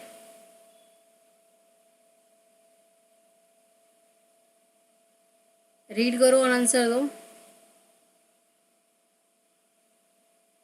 One on one chat, like chat, correct correct Roshni Roma. Most of the countries in International solar alliances, वो कहाँ पर अलाइन करते हैं? सी 100% श्योर, वेरी गुड, ऐसा ही कॉन्फिडेंस चाहिए। सो देखो, इसका आंसर बताने से पहले इस कॉन्सेप्ट को हम एक बार समझ लेते हैं। देखो, ये हमारा अर्थ है और यहाँ पर होता है हमारा सन, ठीक है, ये सन है, और इसकी जो रेडिएशन होती है, जो सनलाइट होती है, वो किस कहाँ पर पड़ती है? मैक्सिमम बात करें तो इक्वेटर और यहाँ पर। तो ये होता है हमारा इक्वेटर, ये होता है हमारा ट्रॉपिक ऑफ कैप्रिकॉर्न, और ये होता है हमारा ट्रॉपिक ऑफ कैंसर। तो यहाँ ये वाले पोर्शन पे जो होता है सबसे ज़्यादा हमारी सनलाइट होती है। यहाँ पर हमारी क्या होती है? Maximum sunlight.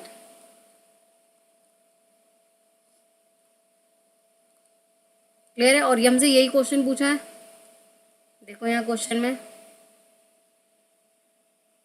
पूछा है हमसे, most of the country in International Solar Alliances lie, कहाँ पर लाई करती हैं? ज़्यादातर कंट्री जहाँ पर क्या होता है? सन की लाइट होती है। तो वो होती है हमारे between tropic of cancer and Capricorn, यानी कर्क रेखा और मकर रेखा के जो बीच में है, वो हमारी क्या होती हैं? सबसे ज़्यादा सोलर अलाइंसेज की होती हैं। क्लियर है? वहाँ पर सबसे ज़्यादा क्या होती है? हीट आती है, जो सूरज की हीट है वो सबसे ज़्यादा इन कंट्रियों पे होती है इस पर। Thank you Roshni. क्लियर है? तो यहाँ पर भी लिखा है ना, tropic of cancer and tropic of Capricorn, यहाँ पर हमारी सबसे ज़्यादा हीट होती है। नेक्स्ट क्वेश्चन, क्वेश्चन नंबर 29, ये रिसर्च का क्वेश्चन है, रीड करो और आंसर दो। और देखो, सबसे इजीएस्ट क्वेश्चन है अब तक में रिसर्च में।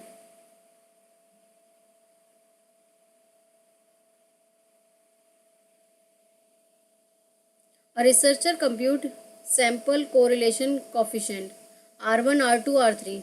R1 का उसने कलेक्ट किया 0.99, R2 का उसने कलेक्ट किया 0.999, R3 का उसने कलेक्ट किया 0.05 और R4 का उसने कलेक्ट किया 0.005। अब उसने क्वेश्चन पूछा है कि 1% की पे जो है वो सिग्निफिकेंट हो रहा है। तो जब 1% की हम बात करते हैं तो 1% का मतलब क्या होता है कि 1% आप एरर कर सकते हैं। जब 1% की बात करते हैं और उसका सिग्निफिकेंस लेवल देखते हैं, सो वो हमारे किस में आएगा? R4 में।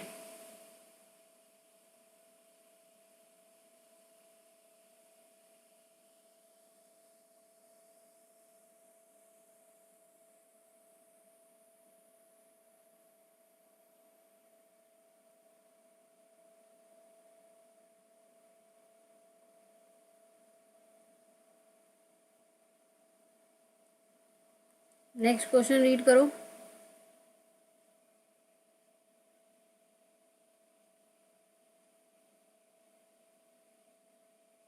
ये क्वेश्चन ट्राई करो, बाइनरी कैसे हम इसको डेसिमल में कन्वर्ट करेंगे। ये क्वेश्चन ऑलरेडी मैं इसका कॉन्सेप्ट करा चुकी हूँ PYQ सीरीज़ में, जो हमारी 2023 की चल रही है। तो उसमें आपने अगर करा है तो यहाँ पर भी कर पाओगे, लास्ट PYQ करा है तो।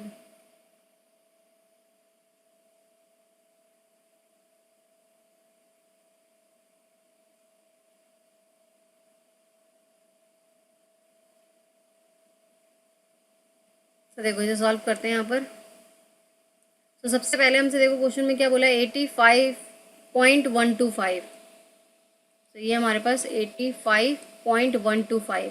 अब ये जो पॉइंट से पहले की वैल्यू यानी 85, इसका हम एलसीएम निकालेंगे। और आप जो एलसीएम निकालोगे वो निकालोगे 2 से। तो सबसे पहले 2, 2 चौक 8, 2 दूनी 4, यहाँ पर कितना बचा? 1। फिर 2 से निकाला 21, यहाँ बचा 0। इस तरीके से आप क्या करोगे, हर बार 2 से ही एलसीएम निकालोगे और कंटिन्यू निकालते रहोगे। 0, फिर 2 से निकाला, 2 धाम 10, 20, फिर यहाँ आ गया 1, फिर 2 पंजे 10, बचा 0, फिर 2 दूनी 4, यहाँ बचा 1, फिर 2 एक कम 2, यहाँ बचा 0। अब हम इस तरीके से इसको नीचे से ऊपर इस पूरे सीक्वेंस को लिख लेंगे। यानी देखो, पहले क्या आया? 1 1 0 1 0 1010101 तो ये हमारा आ गया 85 का, यानी कि हमने इसका तो निकाल लिया, अब हमें निकालना है 0.125 का। इतना क्लियर है? अब 0.125 में देखो हम कैसे निकालते हैं। 0.125 को हम 0.25 लिख सकते हैं। अब इसको निकालने के लिए हम हमेशा क्या करेंगे, मल्टीप्लाई करेंगे 2 से। तो मैं अगर इसे 2 से मल्टीप्लाई करूँ तो 125 को हम 2 से मल्टीप्लाई करेंगे तो 250। देखो 5 दूनी 10, 0, 2 दूनी 4 और 1 5, 2 1 कम 2, और ये पॉइंट कितने के बाद है, देखो 1 2 3, तो पॉइंट इसके बाद लगा देंगे। यहाँ पर देखो ये आ जाएगा हमारा 0.250। पॉइंट से पहले की संख्या जो है वो यहाँ लिख लेंगे, यानी रिमाइंडर 0 बचा। अब यहाँ पर 0.250 दोबारा लिखेंगे और 2 से मल्टीप्लाई करेंगे तो ये आ जाएगा हमारा ये। अब पॉइंट से पहले की वैल्यू 0 है। अब यहाँ पर फिर से करेंगे 1.100, यहाँ पर हमारा पॉइंट के बाद ये आ गया। हम मैक्सिमम 3 तक निकालेंगे, देख लोगे आप ऑप्शन में देखो 3 तक दे रखा है, तो 0.001 ये हमारे पास आ गया। और 0.85 में कितना आया था, हमने 85 का निकाला था ना, 85 का एलसीएम, तो 85 का एलसीएम आया था 1111101, और पॉइंट के बाद हमारा ये निकला तो 0.001, यानी ये वाली वैल्यू आपको देखनी है जिस भी ऑप्शन में, ये आपका करेक्ट आंसर है। देखो हमारा करेक्ट आंसर जो आया है वो है हमारा answer number, option number 4, 10101.001। Clear है? Next question, question number 31, read करो और फिर बताओ अब इसका करेक्ट आंसर।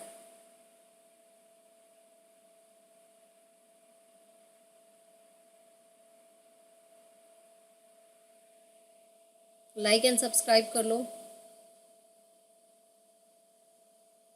जो स्टूडेंट नए हैं चैनल पे सब्सक्राइब करो, जिससे कि आपको रेगुलर लाइव क्लासेस मिलती रहें। और क्लास ख़त्म होने के बाद जितने भी स्टूडेंट लाइव क्लास लेते हैं वो क्लास के बाद क्लास का फीडबैक दें, ठीक है? For sure. देखते हैं, हिंदी में देख लो पहले। ओके तो चलो इसका करेक्ट आंसर देखते हैं। तो इसका करेक्ट आंसर है ऑप्शन नंबर 4। स्टेटमेंट 1 जो है वो गलत है, स्टेटमेंट 2 करेक्ट है। तो देखो choice based credit system has been adopted only, यहाँ पर देखो ओनली वर्ड की वजह से गलत है। क्या सिर्फ सेंट्रल यूनिवर्सिटी में ही हमारा CBSE system choice based credit system हर यूनिवर्सिटी में, अब स्टेट लेवल पे है, स्टेट पर है, सेंट्रल पे है, हर लेवल पे। तो यहाँ ओनली लिखा है, इस वजह से पहली स्टेटमेंट गलत हो गई। Choice based credit system assign credit based on learning outcome of course. हाँ यस, क्रेडिट्स होते हैं इसमें, आपकी लर्निंग आउटकम कितनी हो रही है उस बेस पे आपको क्रेडिट मिलते हैं। हाँ प्राइवेट स्टेट हर जगह है, तो ओनली तो नहीं है ना, इस वजह से ये पहली स्टेटमेंट गलत है, दूसरी स्टेटमेंट ठीक है। तो यहाँ देखो पहली स्टेटमेंट केवल केंद्रीय विद्यालय, केंद्रीय नहीं है, राज्य में भी है, ठीक है, प्राइवेट गवर्नमेंट स्टेट हर जगह है। तो पहली स्टेटमेंट गलत है और दूसरी कथन क्या है, सही है। प्रतिफल आधारित होता है, क्रेडिट नियंत्रित किया जाता है, जैसा वो परिणामों से मिलेगा। Next question, question number 32, read करो और आंसर दो।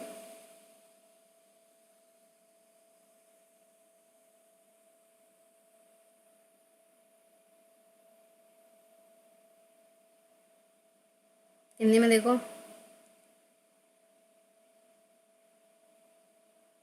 चलो इसका करेक्ट आंसर देखते हैं। तो इसका करेक्ट आंसर है ऑप्शन नंबर 1, दोनों स्टेटमेंट सही हैं। वीओसी क्या होता है हमारा, वोलेटाइल ऑर्गेनिक कंपोनेंट। क्या होता है, ये होते हैं हमारे जो पार्टिकल्स निकलते हैं, जो बहुत सारे पार्टिकल्स होते हैं, सूक्ष्म होते हैं, जो हमारे हवा में होते हैं। सो ये प्लांट से भी निकलते हैं। देखो volatile organic component are emitted some trees, yes tree से बहुत सारे ट्रीज होते हैं, इससे भी बहुत छोटे छोटे पार्टिकल्स होते हैं। सो ये स्टेटमेंट भी ठीक है। और एमिटेड टू व्हीकल, और व्हीकल जितने भी होते हैं हमारे, इनसे भी ये निकलते हैं, ठीक है। सो ये दोनों स्टेटमेंट क्या है, सही हैं।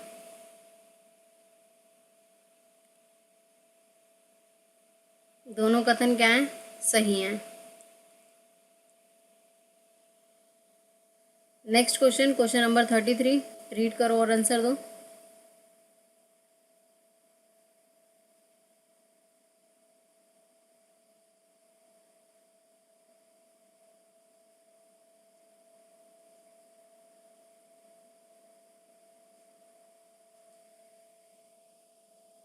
हिंदी में देखो।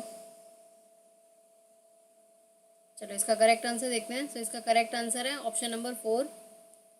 पहली स्टेटमेंट फॉल्स है, दूसरी स्टेटमेंट ट्रू है। Propagandic communication of national level to support the recognise the fact that truth need not be separate from falsehood. अब कोई प्रोपेगेंडा है, कोई पॉलिटिशियन या बहुत सारे जो होते हैं, हम मास लेवल पे कोई प्रोपेगेंडा फैलाना चाहते हैं, तो उसके लिए क्या होता है, जो आपका ट्रूथ होता है वो सेपरेट होता है हमारी हमारी जो थॉट होती है। लेकिन जब हम कोई प्रोपेगेंडा फैलाना चाहते हैं तो उसको ट्रूथ को इस तरीके से उसमें कंक्लूड करके उसको फैलाया जाता है। तो यहाँ पर क्या है, नॉट लिखा है ना, नॉट बी सेपरेट। तो हाँ, ये सेपरेट नहीं होता, वो उसके साथ मिलकर फॉल्सहुड बनाकर एक प्रोपेगेंडा फैलाया जाता है। इस वजह से पहली स्टेटमेंट गलत है।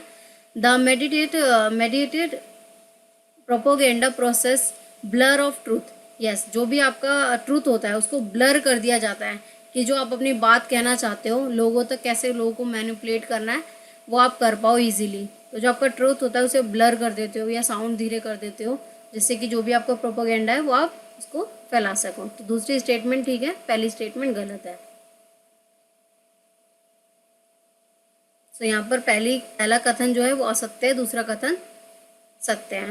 भेदभाव स्पष्ट होता है और जो है झूठ को छुपा लिया जाता है, ब्लर कर लिया जाता है।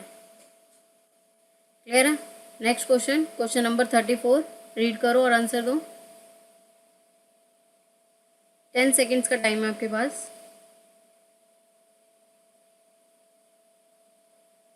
हिंदी में देख लो।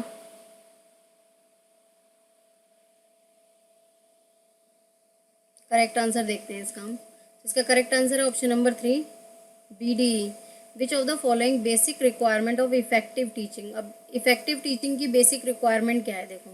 Teaching only what is include in the curriculum. क्या टीचिंग वही जो करिकुलम में है, तो ए तो वैसे ही एलिमिनेट कर दो, तो जहाँ ए है वो तो वैसे ही काट दो। क्या सिर्फ टीचिंग करिकुलम होती है, नहीं, तो ऑप्शन ए तो वैसे ही कट गया। अब good communication skills, yes good communication होनी चाहिए। यूजिंग अ रिजिड टीचिंग, नहीं। रिजिड टीचिंग और हमारा जो ट्रेडिशनल है, रिजिड मतलब बहुत ज़्यादा कठोर हो जाना कि ऐसे ही हमें पढ़ाना है, फिक्स हो जाना, तो ये भी नहीं होता। तो सी भी आप एलिमिनेट करोगे। देखो तो ऑटोमेटिक ऑप्शन एक ही बचा आपके पास, option number 3, B D. Excellence होनी चाहिए आपके पास सब्जेक्ट में, कमांड और ability to connect with student, आप स्टूडेंट के साथ कनेक्ट कर पाओ। तो इसका करेक्ट आंसर है ऑप्शन नंबर 3। क्लियर है। तो यहाँ पर केवल एक काट दो और दृढ़ शिक्षण ये भी काट दो। दूसरा ये हमारा ए, बी, सी, डी, ई, तो ए काट दोगे और सी काट दो तो आपका एक ये हमारा करेक्ट है, बी, डी, ई। क्लियर है। नेक्स्ट नंबर सीरीज का क्वेश्चन है। नंबर सीरीज का हर बार एक क्वेश्चन आता ही है एग्जाम में, ट्राई करो। 10 सेकेंड्स है आपके पास। आपको सिर्फ नंबर सीरीज में ये पहचानना होता है कि कितना इंक्रीज हो रहा है। Good Roma, Roma regular class लेती है इसलिए बहुत जल्दी आंसर दे देती है। चलिए देखते हैं। तो इसका करेक्ट आंसर यस 40 होगा। देखो यहाँ पर 1.5 है और यहाँ 4 हो गया, यानी कि कितना इंक्रीज हुआ है। आपको सिर्फ इंक्रीज देखना है। देखो यहाँ पर इंक्रीज 4.5, फिर यहाँ इंक्रीज हुआ 5.5 का, यहाँ इंक्रीज हुआ 6.5 का, यहाँ इंक्रीज हुआ 7.5 का। तो देखो यहाँ एक पैटर्न बन गया। अब जो नेक्स्ट इंक्रीज होगा वो कितने का होगा, 8.5 का होगा। ठीक है, और इसमें हम इंक्रीज करेंगे तो हमारा जो आंसर आएगा वो आएगा 40। क्लियर है।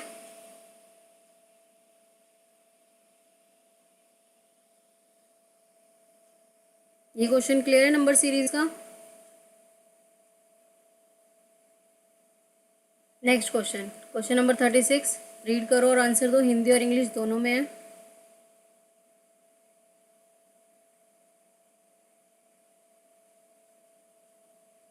The first education commission of India also आधार टू प्रथम भारतीय शिक्षा आयोग में निम्नलिखित भी था, क्या था बताओ। Yes Roma. Very good Roshni, correct answer है option number 3, the three language formula, त्रिभाषा सूत्र, जिसमें हमारी पहली भाषा जो थी वो मदर टंग थी, दूसरी हमारी रीजनल लैंग्वेज थी, तीसरी हमारी क्या थी, इंग्लिश। क्लियर है, ये हमारी थ्री लैंग्वेज फॉर्मूला था। ये थ्री लैंग्वेज फॉर्मूला किसने दिया था, नाम बताओ।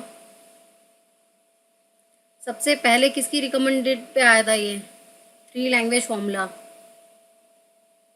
Yes correct, Kothari, Kothari commission. और कब आई थी ये, 1964 to 1966।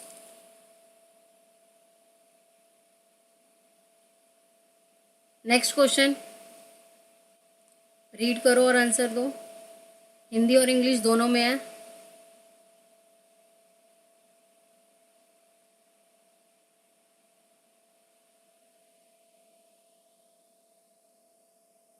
LWR, light water reactor और न्यूक्लियर रिएक्टर।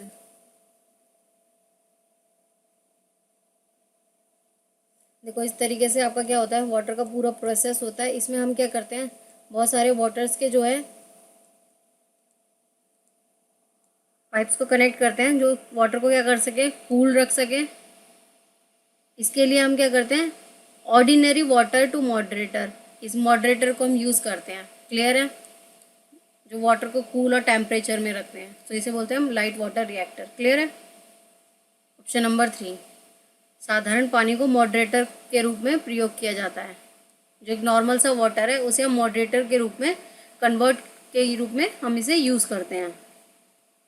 नेक्स्ट क्वेश्चन है हमारा question number 38, what are the advantage of digital media? Easiest question, Hindi में देख लो, डिजिटल मीडिया के लाभ क्या क्या हैं? चलो इसका आंसर हमारा क्या होगा, इसका आंसर होगा ऑप्शन नंबर 2, BCD। देखो डिजिटल मीडिया की बात करें, नेटवर्क कम्युनिकेशन इज अवॉइडेड। अब डिजिटल मीडिया की बात कर रहे हो तो क्या हम यहाँ पर नेटवर्क कम्युनिकेशन को अवॉइड कर सकते हैं? नहीं, तो ये तो वैसे ही एलिमिनेट हो गया, तो ये जहाँ पर ही वहाँ तो वैसे कट कर दो। People can create distribute media connect, हाँ यस बी करेक्ट है। The end product can be deliver in real time, yes जैसे मैं अभी क्लास ले रही हूँ तो आपके पास क्या हो रहा है, रियल टाइम में आ रहा है, सो ऑप्शन सी भी सही है। Reproduction and distribution of information produce are less expensive, less expensive होता है, ज़्यादा एक्सपेंसिव नहीं होता। Online political and involvement is no important, नहीं ऐसा नहीं होता। ऑनलाइन जो पॉलिटिकल इन्वॉल्वमेंट होती है वो नो इम्पॉर्टेंट नहीं होती, इंपॉर्टेंट होती है, तो ई भी कट गया। सो BCD इज करेक्ट आंसर। तो यहाँ पर भी देखोगे ए आप एलिमिनेट कर दोगे, ये होता है सूचना दे सकते हो और अंतिम में सही समय पर पहुँच जाता है। सो इसका करेक्ट आंसर है BCD। सब्सक्राइब कर दो चैनल।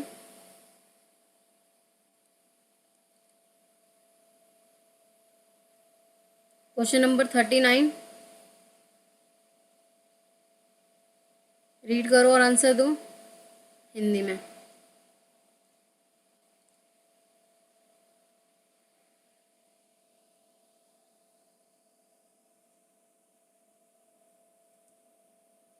तो देखो क्वेश्चन क्या कह रहा है, which of the following are the benefit of collaborative learning? Collaborative learning के क्या क्या बेनिफिट है? इसका करेक्ट आंसर है ACDE। देखो इंप्रूव होती है कम्युनिकेशन स्किल, आप कोलैबोरेट करें, बहुत सारे स्टूडेंट हैं वो साथ में क्या कर रहे हैं, एक साथ लर्न कर रहे हैं, चीज़ों को समझ रहे हैं, तो यहाँ क्या होगा, इंप्रूव होगी उनकी कम्युनिकेशन स्किल। डिक्रीज तो नहीं हो सकती, तो अल्टीमेटली बी तो वैसे ही रॉन्ग है। क्या डिक्रीज होगी उनकी अंडरस्टैंडिंग, उल्टा क्या होगा, इंक्रीज होगी। इंक्रीज मोटिवेशन होगी, मोर अपॉर्चुनिटी होगी, yes enhance problem solving ability होगी। क्लियर है। तो यहाँ पर क्या होता है, भिन्न दृष्टिकोण की समझ में कमी नहीं आएगी, तो बी एलिमिनेट करके भी आप इसका आंसर लिख सकते थे। ठीक है, next question 14 question, logical reasoning का हमारा ये क्वेश्चन। बताओ इसका करेक्ट आंसर। दो स्टेटमेंट दे रखी हैं, हिंदी में देख लो। ज़्यादा फास्ट तो नहीं हो रही क्लास, बता देना। चलो इसका करेक्ट आंसर देखते हैं। तो इसका करेक्ट आंसर है हमारा option number 1, both statement are true. देखो क्या कह रहा है, the jar does not exist in common to all of non existence. देखो अब यहाँ पर एक, जैसे आपने देखा होगा एक स्पेस है, एक स्पेस में एक जार रखा था। अब जब उस जार को यहाँ से हटा दिया गया, जार को हटाया तो वहाँ पर क्या है, निशान रह गए जार के, जिससे वो पता चल रहा है कि जार वहाँ पर था उस पोजीशन पे। सो यहाँ पर क्या है, the jar does not exist in common to all the kind of non existence. Yes, this statement is true. The jar will exist refer to previous non existence. वो क्यों रेफर कर पा रहा है, क्योंकि पहले उसने वहाँ पर एग्जिस्टेंस उसकी देखी थी। क्लियर है। यहाँ पर देखो, जार का अस्तित्व नहीं है, सभी प्रकार के गैर अस्तित्व के समान है। जार का होगा क्योंकि पूर्व अस्तित्व में समान था। दोनों ही सही है। Next question, question number 41, read करो और आंसर दो। सॉफ्टवेयर का क्वेश्चन है ये, आईसीटी।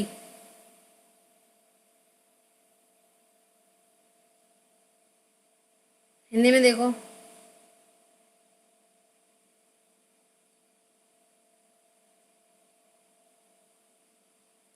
चलो, इसका करेक्ट आंसर है ऑप्शन नंबर 1। दोनों स्टेटमेंट सही हैं। अब देखो, shareware is a software that the user can be try out the trial period only before being charge. अब शेयरवेयर और फ्रीवेयर ये दोनों ही एक क्या है, सॉफ्टवेयर हैं। शेयरवेयर और दूसरा है फ्रीवेयर। ये दोनों क्या हैं, फ्री यूज़ कराते हैं। लेकिन शेयरवेयर में क्या होता है, आपके पास लिमिटेशन टाइम होता है कि आप इस टाइम तक आप ट्राई कर सकते हो, उसके बाद आपको उसके लिए पे करना पड़ता है। लेकिन जो फ्रीवेयर की हम बात करें तो ये ऑल टाइम फ्री होता है, इसमें कोई ट्रायल नहीं होता और सारे ही फीचर अवेलेबल होते हैं। क्लियर है। सो फर्स्ट स्टेटमेंट सही है। यस, ये आपको ट्रायल बेस पे मिलता है, उसके बाद ही चार्जेबल होता है। Freeware is a software that the user can download free to charge but they can not modify. उसमें मॉडिफाई नहीं कर सकता लेकिन वो फ्रीली यूज़ कर सकता है। ये दोनों स्टेटमेंट क्या है, ट्रू है हमारी। ये दोनों स्टेटमेंट सही हैं क्योंकि वो क्या कर सकता है, उसके लिए कुछ अवधि के लिए आप उसको उपयोग कर सकते हो, उसके बाद आपको उसके लिए पैसा देना पड़ता है यूज़र को शेयरवेयर में। लेकिन फ्रीवेयर क्या है, ऑल टाइम फ्री है, उसमें आप मॉडिफाई नहीं कर सकते। तो ये दोनों सत्य हैं। क्वेश्चन नंबर 42, रीड करो और आंसर बताओ।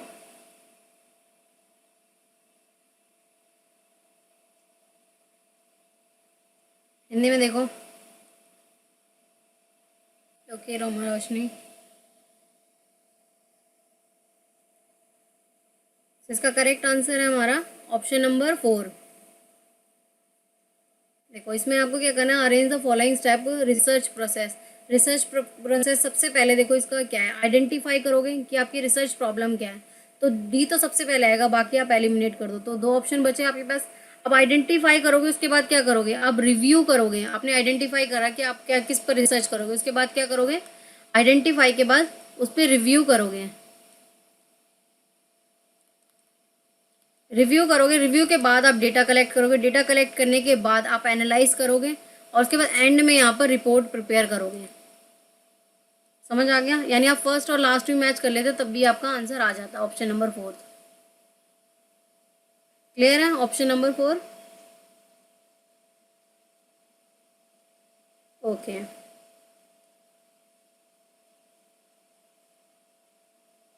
क्लियर है रोशनी, आशुतोष, रोशनी। ठीक है, तो इसका आंसर क्या है हमारा, ऑप्शन नंबर 4 है। सबसे पहले यहाँ पर क्या होगा, आप अनुसंधान की समस्या को पहचान करोगे, उसके बाद क्या करोगे, उसकी समीक्षा करोगे कि आप उस पर क्या करोगे, लिटरेचर रिव्यू करोगे जो भी आपकी प्रॉब्लम है। उसके बाद जो डेटा कलेक्ट करोगे, डेटा कलेक्ट करने के बाद आप उसकी एनालिसिस करोगे और एंड में आप रिपोर्टिंग करोगे। क्वेश्चन नंबर 43,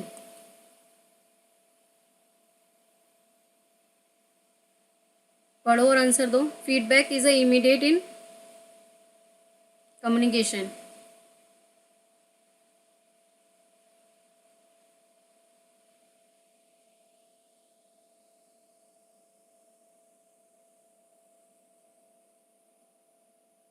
इसका करेक्ट आंसर है face to face. Yes Roshni,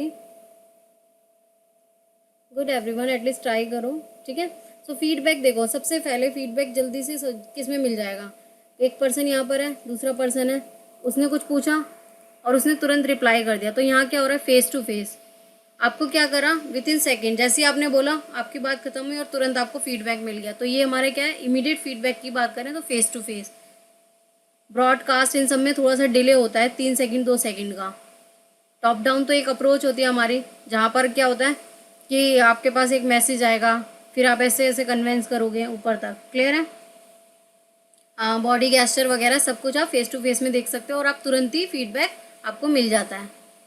next question 44 question English.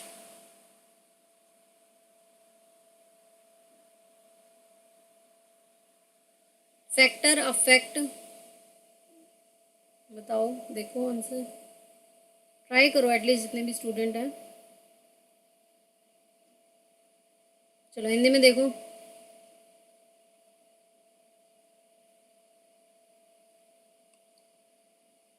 तो इसका करेक्ट आंसर है option number 3 CDE। Following factor affected mediated और परसुएशन। अब देखो यहाँ पर क्या होता है, हम बात करें तो मीडिया डिफरेंस होती है। जब हम परसुएट करते हैं, कोई इन्फॉर्मेशन लेते हैं, सो वहाँ पर क्या होता है, डिफरेंट मीडिया होती हैं। डिफरेंट मीडिया से जैसे टेलीविज़न, आप कहाँ कहाँ से अफेक्ट कर रहे हो, television, print media, factual appeal, तो यहाँ पर क्या होती है, डिफरेंट परसुएना होता है उनका। सो सी करेक्ट है। ऑडियंस फ्रेगमेंटेशन, क्या उनकी फ्रेगमेंटेशन है, क्या कंटेंट है, किस कंटेंट पे बात कर रहे हैं, क्या परसुएट कर रहे हैं वो इन्फॉर्मेशन को। CD मैसेज कैरेक्टरिस्टिक्स, आपका जो मैसेज है वो किस तरीके का मैसेज है, क्या सिग्निफिकेंस, क्या कैरेक्टरिस्टिक्स है। सो CDE हमारा करेक्ट है। Round the clock of communication नहीं। एक्सटेंडेड मीडिया रीच, ये भी नहीं है। तो ये दोनों आप एलिमिनेट कर देते तब भी आपका आंसर आ जाता। ठीक है, तो यहाँ पर देखो 24 घंटे संप्रेषण, 24 घंटे होगा तो कहाँ से प्रभावी हो सकता है। मीडिया की विस्तृत पहुँच नहीं। मीडिया की मत भिन्नता अलग अलग होती है। श्रोता का विखंडन, क्या क्या श्रोता किस तरीके से सुनता है। संदेश की विशेषताएं। Next question, question number 45 math का क्वेश्चन है। अब एक बार ट्राई करो, 10 सेकेंड्स है आपके पास। देखो इस क्वेश्चन को पहले आप ट्राई करो। एक तो ट्रेडिशनल मेथड होता है जिसमें आप इसको क्वेश्चन को करोगे तो बहुत टाइम लगेगा। एक होता है ट्रिक से। मैं अभी इस क्वेश्चन को ट्रिक से कराऊंगी, आप ट्राई करो पहले। क्वेश्चन क्या कह रहा है, क्वेश्चन पढ़ो और कैसे हम इसे देखो विद इन 5 या 6 सेकेंड में इसे कंप्लीट करते हैं। क्योंकि मैं समझाऊंगी तो थोड़ा टाइम लगेगा, अदरवाइज आप इसे करोगे तो बहुत जल्दी हो जाएगा। A man travel from his home to office. उसकी स्पीड क्या है, वो क्या कर रहा है, होम से ऑफिस जा रहा है। ऑफिस है ये उसका और ये उसका होम है और उसकी स्पीड है 4 किलोमीटर। जब वो इस स्पीड से चलता है तो कितना मिनट जा रहा है लेट, 30 मिनट लेट हो रहा है। ठीक है, और जब वो उसकी स्पीड 6 किलोमीटर होती है, पहले वो 4 किलोमीटर से चल रहा था, जब उसकी स्पीड 6 किलोमीटर होती है तो वो 5 मिनट जल्दी पहुंच रहा है। जब भी इस तरीके का क्वेश्चन आएगा जहाँ पर लेट और जल्दी पहुंच रहा है तो इस क्वेश्चन को हम कैसे करेंगे। देखो यहाँ पर ये फॉर्मूला याद कर लो, आपको यही लगाना है। तो यहाँ पर हम डिस्टेंस का एक फॉर्मूला लगाएंगे। आपकी जो भी स्पीड होगी आप उसे मल्टीप्लाई कर दोगे दोनों स्पीड को, टू स्पीड, जो भी आपकी स्पीड है, प्रोडक्ट ऑफ टू स्पीड, जो भी दोनों स्पीड है उसको मल्टीप्लाई करोगे डिवाइड में जो उनकी स्पीड का है डिफरेंस, मल्टीप्लाई बाय टाइम का डिफरेंस। अब देखो क्या कर रहा था, पहले वो ऑफिस से, होम से जब ऑफिस जा रहा था तो 6 किलोमीटर जा रहा था और 30 मिनट लेट पहुंच रहा था। फिर दूसरी बार जब वो जा रहा था ऑफिस तो 4 किलोमीटर की स्पीड से आ रहा था और 5 मिनट जल्दी पहुंच रहा था। तो यहाँ पर क्या करेंगे 6 × 4 और डिफरेंस करना है हमें, डिफरेंस ऑफ टू स्पीड। तो 6 - 4 इंटू कर दोगे टाइम का डिफरेंस। अब टाइम क्या था हमारा, 30 मिनट पहले लेट पहुंचा था और 5 मिनट जल्दी पहुंच रहा था। तो यहाँ पर हम टाइम का हमारा लिख देंगे। ठीक है, अभी क्या है मिनट में है तो इसे हम डिवाइड करेंगे आवर्स के लिए 60 है। तो 6 में 5 24/2 इंटू 35/60। जब आप इसे कट कर दोगे 12 12 × 5 = 60, 5 × 7 = 35। सो इसका करेक्ट आंसर आ गया 7 किलोमीटर। क्लियर है ये क्वेश्चन। जब भी ऐसा क्वेश्चन आएगा आप यही फॉर्मूला यूज करोगे। क्लियर है, तो इसका करेक्ट आंसर है हमारा 7 किलोमीटर। वेरी गुड, जो भी क्लास रेगुलर ले रहे हैं वो तो इजीली सॉल्व कर पा रहे हैं। सो चैनल को सब्सक्राइब करो, वीडियो को लाइक करो और ज़्यादा से ज़्यादा शेयर करो जिससे और भी स्टूडेंट को बेनिफिट मिले। अब हमारे 5 क्वेश्चन है वो हमारे आरसी के। सो आरसी में आपकी बेसिकली ट्रिक यूज़ होती है। अगर जो आपका पैसेज छोटा है तो आप उसको आंखों से सबसे पहले रीड कर लो, फिर क्वेश्चन को देखो, क्वेश्चन के अकॉर्डिंग आप उसको आंसर दोगे। ठीक है, सो स्क्रीनशॉट ले लो पहले पैसेज का। इंग्लिश में ये हमारा पेज नंबर 1।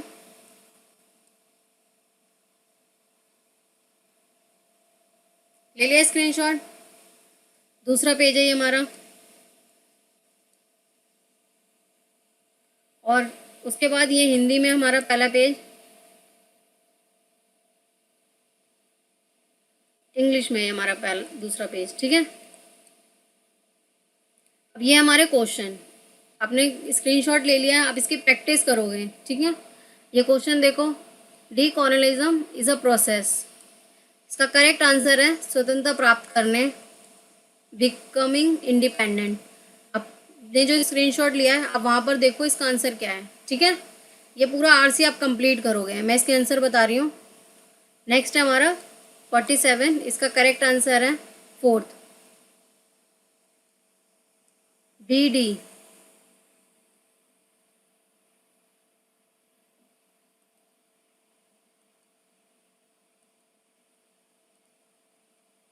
स्वतंत्रता प्राप्ति के बाद के काल में परंपरा की खोज और वापसी किससे प्रेरित थी?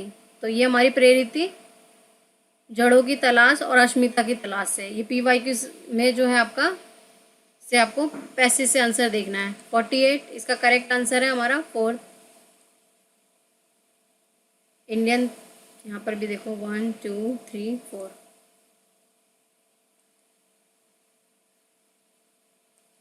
49 क्वेश्चन, इसका करेक्ट आंसर है हमारा 3।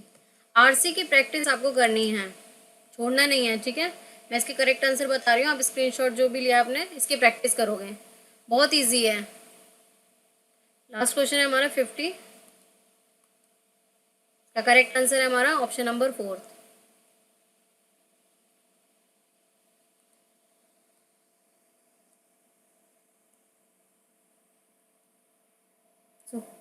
हमारे 50 क्वेश्चन कंप्लीट हो गए, जो हमारे 2 पार्ट में हुए हैं। पार्ट 1 जिस भी स्टूडेंट ने देखा, जिसमें मैंने 15 क्वेश्चन कराए थे, और पार्ट 2 में हमारे 16 से क्वेश्चन हुए हैं। तो ये दोनों पार्ट को देख लो, आपका PYQ कंप्लीट हो जाएगा। डिस्क्रिप्शन में इसका लिंक भी है। जो भी स्टूडेंट नए हैं चैनल पर, चैनल को सब्सक्राइब करें, क्योंकि अभी जो मैं 14 जून का ये शिफ्ट 1 का पेपर है, कल मैं कराऊंगी इसी की शिफ्ट 2 का कंप्लीट पेपर। क्लियर है? इस तरीके से जो भी हमारे 2023 के पेपर हुए हैं, हम हर एक पेपर को डिटेल में एक्सप्लेन करेंगे, जिससे कि सारे कॉन्सेप्ट आपको क्लियर हो जाएं और पेपर 1 में आप बहुत अच्छा स्कोर करो और अपना JRF पक्का कर लो। तो फेसबुक ग्रुप को ज्वाइन करो, फेसबुक पेज पे, और टेलीग्राम ग्रुप को ज्वाइन कर लो, क्योंकि क्लास के लिंक मैं यहाँ शेयर करती हूँ और व्हाट्सएप पे शेयर करती हूँ। आप इंस्टाग्राम पर भी हमें फॉलो कर सकते हैं, स्टडी विद प्रोफेशनल क्लास के नाम से। ठीक है, इन सब के लिंक डिस्क्रिप्शन में भी हैं, और जितने भी PYQ चल रही हैं उनके भी। आप चैनल पे लाइव पे क्लासेस ले सकते हो। अभी तक किसी को कोई भी डाउट है इसमें तो पूछ लो। Thank you Roshni, Roma. Anyone, any doubt? All clear? Okay,